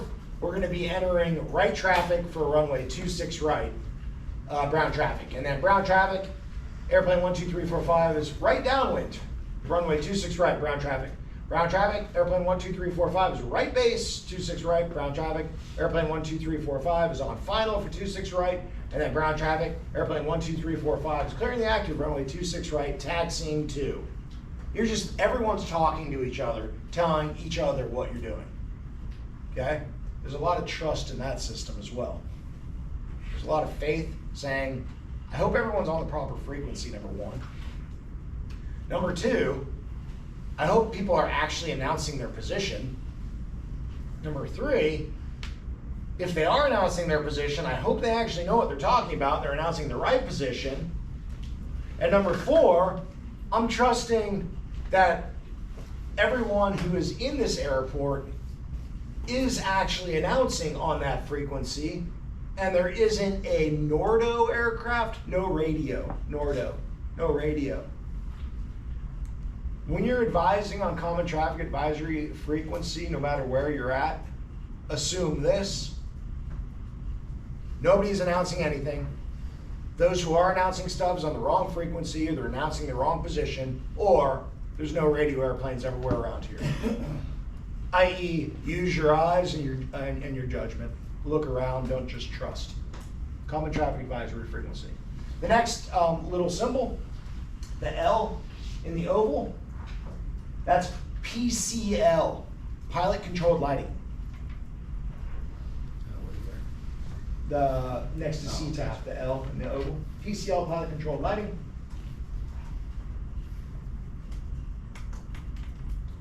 The next frequency, 225.4, again, UHF. This tells me this. This airport handles DoD aircraft. This airport might have radar minimums or a high altitude transition. This airport could possibly be in blue on the low altitude and route chart, but it's not a military airport because it's not designated as a military airport. But all this DoD stuff on this approach plate tells me this: there's military aircraft flying in and out of this field. Okay? Next frequency is ground control. Next frequency would be clearance delivery. That's how I pick up my clearance, because the idea is, if you land an airplane somewhere and you're not SAC, so the airplane is reusable, the plan is to leave the airport. Therefore, they list clearance delivery, so when you get on the ground, you can pick up your next clearance, if that's what the idea is, i.e. it's a turnaround. The next frequency is Unicom. Unicom would be like, I want advisories at this airport. I want to know where I can get fuel. I want to know where I can park. I want to know if there's a rental car somewhere around. I want to know where there's a good pizza around here. I've never been to this airport before. Hey, Brown Unicom, I just taxied off runway 26 left or whatever it is. Where do you guys want me to park? Or where's transient parking? Or where can I get fuel? Okay, that's what Unicom's used for. Cool? So clearance delivery, like if you're doing a long cross country or something, you have to get stopped for fuel, you talk to clearance delivery? Sure, you pick up your next clearance. Okay. If you're flying in here, dropping off passengers, picking up new passengers for your next flight. Okay, and so here I see it's the same frequency as ground control? Yep, a lot of airports coincide. Their ground is their clearance delivery frequency. Some airports, if they get busier, they'll have a separate clearance delivery. A lot of airports, if they're not super busy and they do have split frequencies for clearance and ground, ground still will operate as clearance delivery, but the ATIS might say something like, for all aircraft, use ground as clearance delivery. Or if they're getting busy, and the ATIS might say, for all aircraft departing, contact clearance delivery prior to taxi. Okay, and so in that, like, if you were just doing a normal flight, you don't have to talk to clearance delivery, you just talk to ground?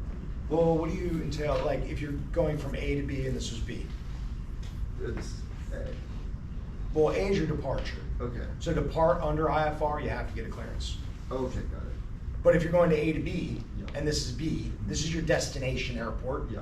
And you're planning on landing and going to SeaWorld, Yeah. right? Or you're planning on landing and going to watch a concert right down there at whatever the name of that venue is now, this week. You wouldn't talk to clearance delivery. Okay. But prior to flight, I pre-filed my IFR flight plan, and now I need to pick up my filed flight. Ground clearance, airplane 12345 pre-filed to Las Vegas. And then they're gonna shout at you, craft. Airplane 12345, you're cleared to Las Vegas McCarran Airport after departure, fly runway heading, radar vectors to Mission Bay, or whatever it is. You know, Victor 66, Victor 186, Victor 208 direct. CRA, 4,000, expect 9,000, those are minutes after departure. Departure frequency 119.6, squawk. Right, that's your clearance. That's what clearance delivery gives you. Good? That covered margin identification, and what's that section up there called again? Pilot briefing. All the frequencies of use in the order of use, right? It gives you the idea as to what's gonna happen on the plate and what's gonna happen in flight as far as what your final approach course is, what your primary nav aid is. That's the nav aid that gets you to the lowest portion of this thing. It gives you a textual demonstration of the missed approach procedures. It tells you if there's a tower there, and it gives you some runway information, runway and airport information, if available.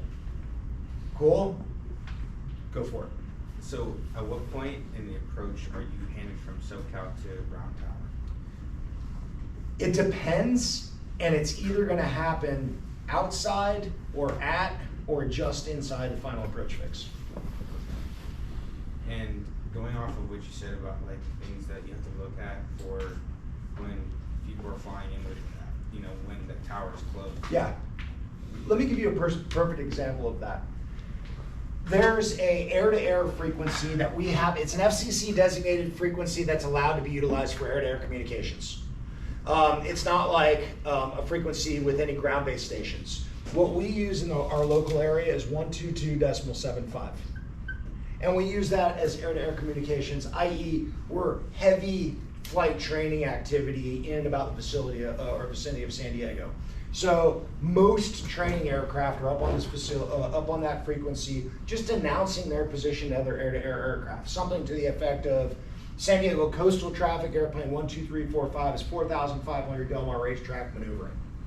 So now another airplane's going, yeah, there's a dude over there at 4,500. Or San Diego East, airplane 12345 is 5,500 El Capitan Reservoir doing lazy eights. Okay, there's an airplane. Or if you and I were flying in separate airplanes, right, and we wanted to communicate with each other as we're flying in trail or whatever, and we're going somewhere, we can legally get onto this frequency and communicate with each other. You hear people doing that all the time. There's like a couple old boys or whatever it is up on the radio going, yeah, there's gonna be a great photo shoot. Come across right to left. I got my camera ready. And a lot of flight instructors are like, you guys need to leave this frequency. And then old flight instructor is like, no guys, he's actually perfectly allowed to be here even though he's a nuisance. It's perfectly legal for him. So leave him be, right? Let him do their thing. This frequency is air-to-air, common traffic advisory frequency at Oceanside Airport, 122.725. That's C10, Oceanside. You'll hear people on this frequency, this is not Oceanside, they miss this, 122.72, you'll hear people at Oceanside Airport going, Oceanside traffic, airplane 12345 is entering right downwind for runway 25 Oceanside on air-to-air. The people at Oceanside are going, who the hell is this guy? What's he doing? Trust nothing in aviation. Trust nothing in aviation. Trust me. Right? It's totally true. And I'll be like, hey guys, you might want to check your frequency because you're communicating on air-to-air, and everyone at Oceanside has no idea of what you're doing. In all accounts to them, you're a NORDO, you're a no radio aircraft, and they have no idea of what your intentions are. That's why when you're at a non-towered airport, you need to look, listen, observe, and make good decisions. I mean, imagine if you're, you know, it's that plane, and but the tower's closed. And I don't know if the Oceanside's tower's. No, Oceanside's not Okay. towered. Oh, they're not towered? Yeah. So that's even worse. Yeah. And they're not communicating on CTAP. I don't have to imagine that, I live that. So that's what I'm saying, like how do you gain the confidence to do an IFR approach in that when there's maybe it's IMC conditions and all this? If it's IMC conditions, Yeah. what does IFR guarantee you? Separation. From between- other IFR aircraft. Right, okay, So if the airport is under IMC conditions, hopefully, there's no VFR aircraft operating within the vicinity of. And they time it so that there's no other aircraft on the approach at the same time you are. But again, hopefully, trust nothing in aviation. You send out someone out there sitting in their hangar, drinking on their bottle of whiskey, and all of a sudden they get down to the bottom of that bottle and they think, I'm gonna take this thing for a spin in the pattern. It's a great idea. That's good. Okay? Go for it. Wait, so like if you're an IFR aircraft and you're flying around and there's a VFR plane, like ATC's not gonna tell you they're They don't there. have to. Okay. But They they don't have can, to. they're just not required to. Nope. They're only required to give you separation from IFR aircraft. What Now, if they're on flight following though? flight following, nope. Flight following does not give you separation from other aircraft. That's a big misconception.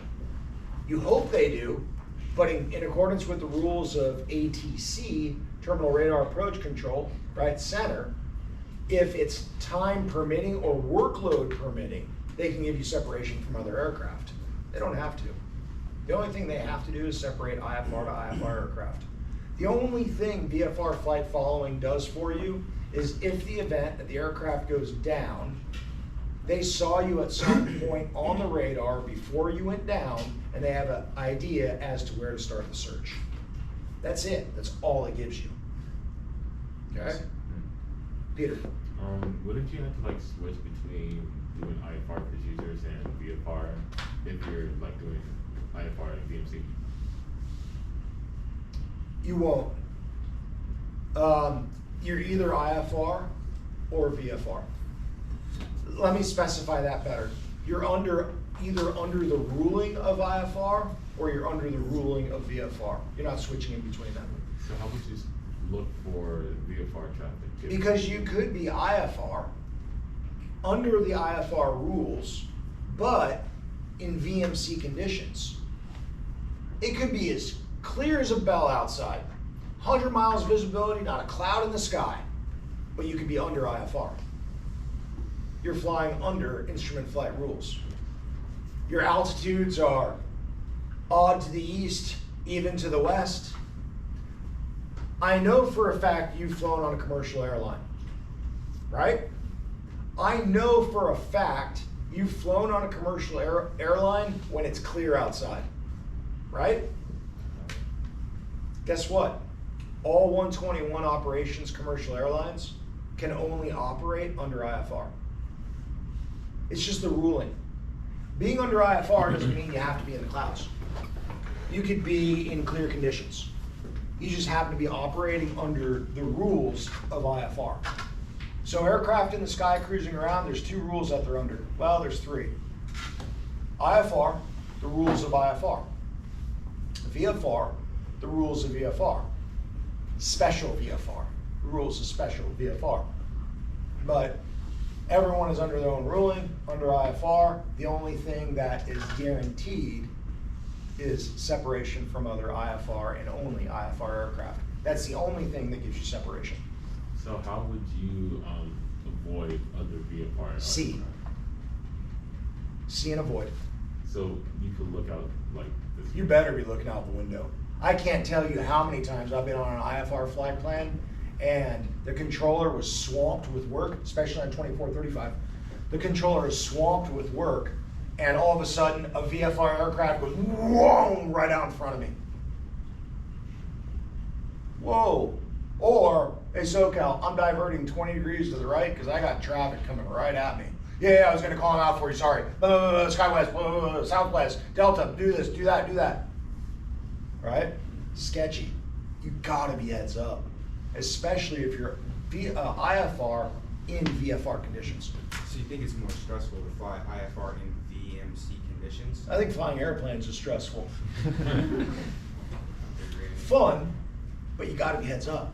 You can't be like tunnel visioned, or this is what I love about all you young guys. Yeah, don't see any traffic. Nope, not seeing anyone on ADS-B. Nope, no TIS-B. Traffic Information Service broadcast. Nope, no one's out there. Yeah, make a right turn. No, nobody's out there. Make a right turn. There's nobody out there. My plane, poof, zoom. That's what you guys love to do. And then like this. Oh, I'm gonna put this on TikTok. I'm a pilot. What's up, ladies? Yeah, that's what you guys do. Questions? Go for it. Back to the alternate minimum requirements. Yeah. If you 1, 2, 3, 8, and 2, 6, and 2. Yeah. I can't remember what you said. If there's no TAF, is it a kind of legal Area forecast discussion. And that's the only other thing you can look at. Yeah, because you might be flying into Podunk, Texas, where there's no TAF even anywhere near you. Yeah. And the area forecast, I couldn't quite see, but is it the whole of Yeah, it gives you the whole area. It's not broken up into sections. Look, San Diego. Yeah. It is broken up into sections. Coast, valleys, mountains, and deserts. Oh. It shows that there is another minimum here, 1380 at Zeklu. DME required to identify Zeklu. There's no cross radial up here to attempt to identify Zeklu. There's no radial line, so I can't identify it. That would be another step down fix. 2400 down to 1380 up to 2 nautical miles.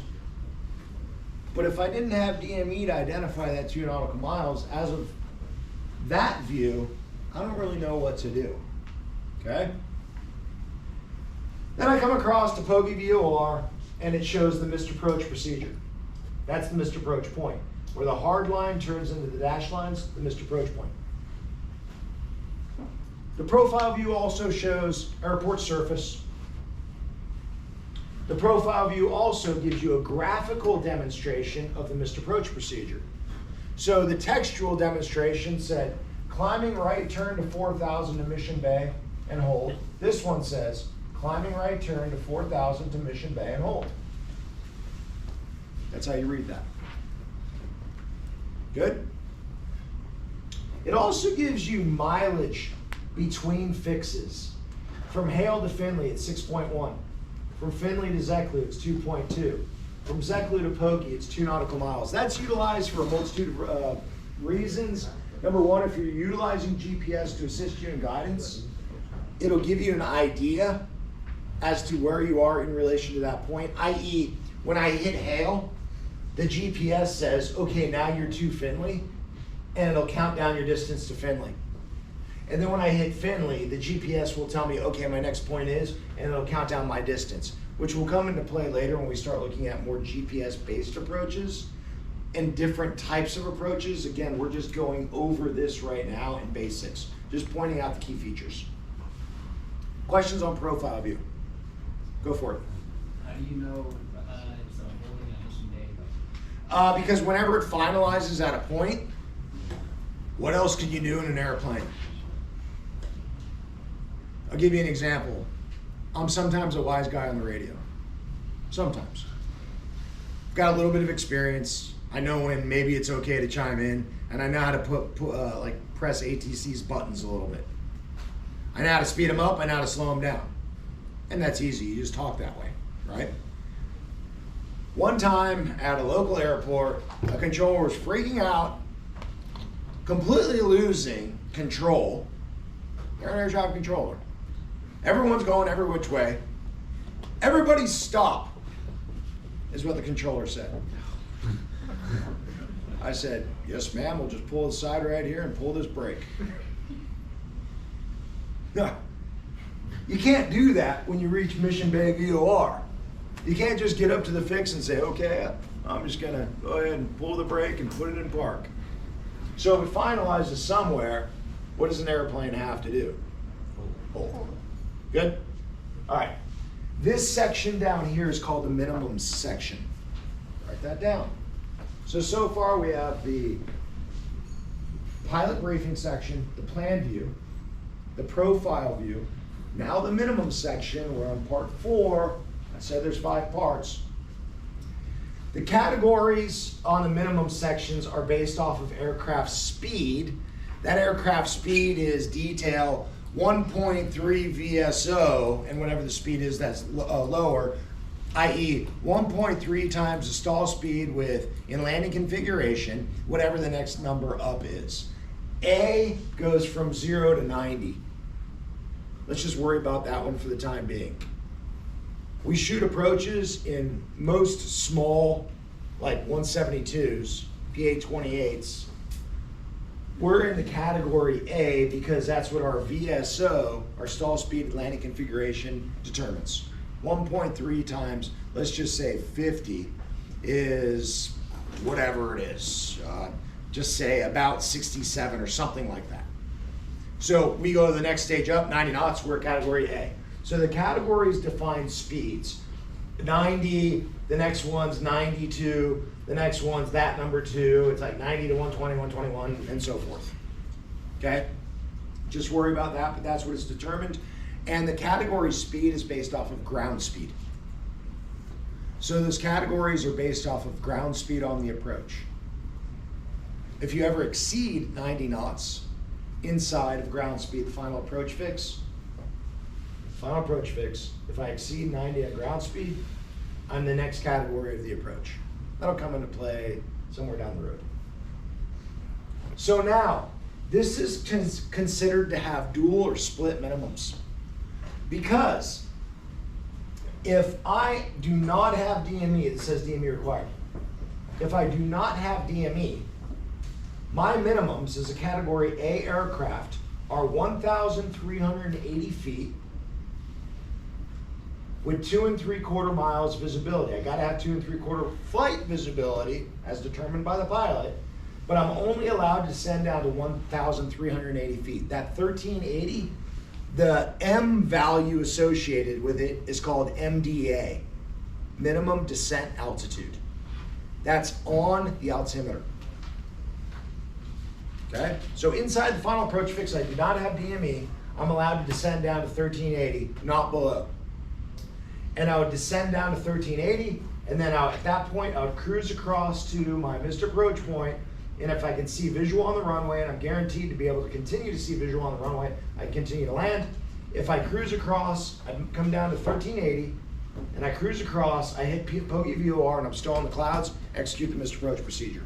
MDA, minimum descent altitude. And again, let me have this as a reminder. This is fire hose approach. I'm giving it all. Not to say that we're not going to go over it again. Good? We're going to go over this plethora of times. MDA, 1,380. 854 here is considered to be MDH, minimum descent height. That's AGL, above ground level. MDA, MSL, MDH, AGL. If you add 854 to your airport elevation found here, you get this number. Not always, most of the time. This is your height above the ground. When you descend down to minimums, MDA, 1,380, you're 854 feet above the ground. Good? MDA, MDH. Go for it. When would it not be the same? If you have a sloping runway and the airport elevation was figured at a point somewhere in the middle of the airport and the end of the runway was higher or lower than that point. Okay. Good? The numbers in the parentheses, finally, there's something you don't have to pay attention to on this approach plate. Don't pay attention to the numbers in the parentheses. Those are DOD minimums. That's what the government aircraft would only allow to be able to fly down to. DOD minimums. Good? So now this one's interesting because if I did have DME or a way to recognize ZECLU, DME or what's called GPS in lieu of DME, I can actually use my GPS as a DME unit. I'm actually allowed to fly to ZECLU down to 1380, but then I'm allowed to go down to 1140 as my MDA. So if I had DME, I can get a little bit lower. So now my MDA is 1140. If I can identify ZECLU fixed minimums, which requires DME, I can identify this, 1380, and then continue to step down to 1140 as my MDA, which gives me an MDH of 614 in a Category Alpha aircraft, 90 knots ground speed. This over here, this depicts circle to land minimums only. What does that mean? It means this: when we're coming into the airport, we're coming from the north, the airport's situated this way. The airport's situated this way, I'm coming down to the north. So I'm coming down this way. Circle to land would mean this, as long as it's legal to do. Remember above it said no circling allowed south of runway. Circling is not allowed south of runway 8 right, 26 left. 8 right, 26 left. Here's what that means. A circle to land is, what if the wind is whipping out of the west? I'm gonna get to here, right around Poggy VOR, and I'm gonna enter right traffic for runway 26 right. That would be circling land. I'm just entering some sort of traffic pattern to land. But if the wind is whipping out of the east, I don't wanna land on 26 right. Cessna 172 cannot land in tailwinds greater than 10 knots, or take off tailwinds greater than 10 knots. Well, I might enter left traffic for 8 left. Here's what I cannot do at this airport: circle south and enter some sort of procedure, i.e. fly over the airport and enter. Why? Mexico. Mako. Good? That's what that means. So circle land, what does it mean? It means enter some sort of pattern to be able to get the aircraft onto the ground. You cannot fly into the clouds after you reach the missed approach point. I'm circling, I hit the clouds, no go. Execute the missed approach procedure, we'll get into that one later. So split minimums, if I'm able to identify ZECLU, my MDA is 1140. If not, I have to hang out at 1380 until I hit the missed approach point, and then minimum descent altitude, I decide, can I continue to land? Excuse me. Nope. Can I continue to land or not? Good? This little C. Expanded circle to land radius, we'll talk about that one later. Okay? It means they're giving you a wider berth, if you will, of guaranteed free space. Category A aircraft below 7,000 feet, MSL 1.3 miles, above 7,000, it expands to 1.4 miles as far as your radius from arrival ends of the runways to be able to guarantee not to hit anything at that altitude. We'll discuss that one in more detail. The last section. What was the top section called? Pilot briefing, what's this one? What's this one? What's this one? Minimums. This last one is the airport diagram. Every approach plate, almost. Every approach plate is standardized in this format. Whether or not this section is over here and the airport diagram is over here, that changes. Right? They can move things around. But it's all situated as pilot briefing, plan view, profile view, minimums, airport diagram. The last section will be done after this is the airport diagram section, and we're going to go over a few more questions. The airport diagram gives you exactly that information about the airport. It gives you the height of elevation at this latitude, longitude coordinate. Airport elevation. It gives you runway lengths and widths. It gives you if there's a visual glide slope indicator and the type it is. In this case, PAPI. It looks like a PAPI, Precision Approach Path Indicator. The little X's on the gray area. The gray area is improved surface. The little X's are a closed taxiway. I know it's hard to see. The star with the circle in it is the location of the rotating beacon. I use that a lot when I'm flying at night, even on a VFR flight. I look at the location of the rotating beacon at the airport, because typically when you're far out, the first thing you see at the airport is what? The rotating beacon. If I see the rotating beacon on this airport, I'm flying in, I can say, okay, where that beacon is coming from is middle of the airport on the south side. Good, so that's the star. It gives me the height of the tower.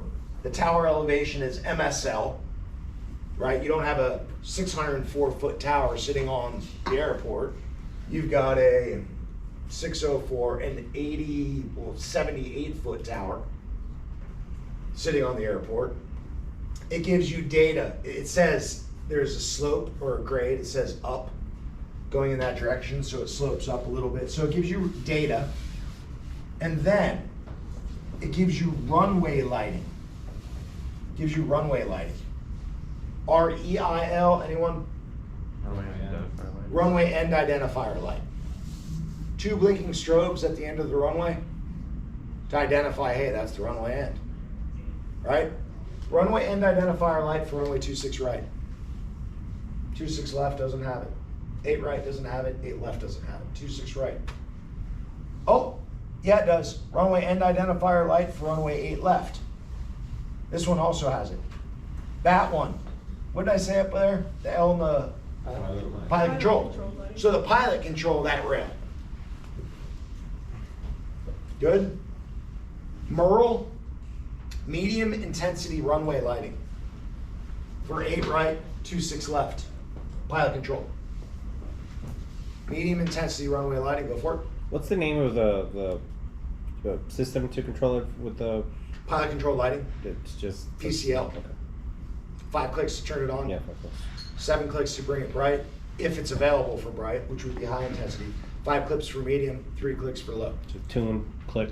Yep, tune, 5 clicks brings it up, 7 for high, 5 for medium, 3 for low. And it only would ever be after the tower's closed, so it would be on the same channel for Correct. all the lights? Correct. MERL, medium intensity runway lighting for 8 right, 26 left, pilot controlled. High intensity runway lighting, HURL, runway 8 left, 26 right, which is pilot controlled. That's it. Questions on the midterm?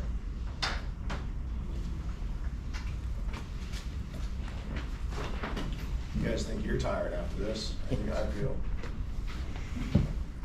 About this approach plate. Is this a precision or non-precision approach? Non-precision. What are the minimums for a category B aircraft circling? Be careful with this one because it's split. It would be 1380 and 2 3/4 miles or 1140 and 2 3/4 miles if you could identify Zeklo. Pretty straightforward. If inbound on a heading of 240, what is the MSA? 7,700. What is the highest topographic point on the chart? Biggest, baddest, boldest number. What type of lighting is found on runway 26 right? Be careful. It's got a rail and it has a HURL. I can't tell you how many times someone wrote rail and stopped. Go through them all. Does the tower ever close? Yes. Yes. That's that little star. Where is the FAF located and what is the intersection name? Be careful on this one. It's located on the 336 radial at 4.2 nautical miles. If you just say 4.2 nautical miles, I don't know if that's south, east, west, northeast, right? It's located on the 336 radial at 4.2 miles. What's the intersection's name? Finley. Is the airport lighting pilot controlled? Remember, that's airport lighting up here, runway lighting down here. What are the dates of validity for this approach? Off on the side of the margin. Good? Does Poggy Vortac have voice capabilities? No. Those are the 10 questions on the midterm for this approach. Next week, We are going, actually, that's it. We just went over the entire midterm exam, and this is the only approach on the exam. Go for it. So this chart's for Brown, right? This chart's for Brownfield. So is this specific chart gonna be on the midterm, or will it be a different one? This specific chart's gonna be on the midterm. And those are your exact questions that are gonna be for this specific chart on the midterm. Oh no, you know what? This specific chart is not gonna be on the midterm. Know why? I'm gonna have the most up-to-date chart, and the dates of validity are gonna change. And unless there's any amendment date changes or Julian date changes, the answers will all be the same. Questions? Go for it. So is the difference between the airport and runway lighting? The airport lighting is also like taxiways? The airport lighting is like identified as taxiways and everything associated with the airport. The runway lighting is only the lighting associated with runways. Good? Is the high intensity runway lighting edge lighting, or is it every? It depends on what the airport has as far as lighting is concerned. In this case, it would just be runway edge lighting. It does not denote centerline lighting. Right. If you have runway centerline lighting, it would be inclusive, yeah. Airport lighting includes operating beacon, taxiway edge lighting. Good? So how do you turn on the airport lighting? 128.25. Oh, so CTAP, yep. Oh, so that turns on the taxiway. Turns on taxiways, And turns on, well, beacon should be on, yeah. but it'll turn on taxiways, it'll adjust taxiways, or it'll adjust beacon intensity. And then it will also, in this case, operate runway lighting as well. So everything is off except for the beacon.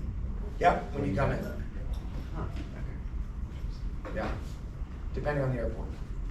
Some airports, they leave taxiway edge lights on. Depends. Questions? Yes? So are you saying that you can pick which taxiway lights come on? No, You just turn them on and turn it off? all on. And then when you adjust the lights for the runway, you're adjusting not the rail for 26 right, that one's always on. The rail. Look, it's not pilot controlled. But when you do adjust the lighting, you're adjusting the lighting for the rail for 8 left, the MERL for 8 right, 26 left, and the HURL for 8 left, 26 right. They're all pilot controlled. If it's not pilot controlled, it's on. Questions? Next week's plan. To go over this approach plate again. Obviously faster. And to entertain questions, now you have the ability to think about it. Next week's plan is to look at an ILS. And we're gonna look at the ILS in the Montgomery field. So we'll discuss the instrument landing system, the points of it, or what's required for an ILS to be labeled an ILS. The FAA says there's 3 things: vertical and horizontal guidance, range information, and approach lighting system. I break it up into 4, and I'll explain why. And we'll go over pilot briefing, the plan view, the profile view, the minimums, and the airport diagram for it. And we'll see where it brings us. We'll also go through the midterm exam again next week. And then the following week will be spring break. And then the week after that, we'll decide next week if we want the midterm the week after that. Cool? Questions? Comments? Concerns?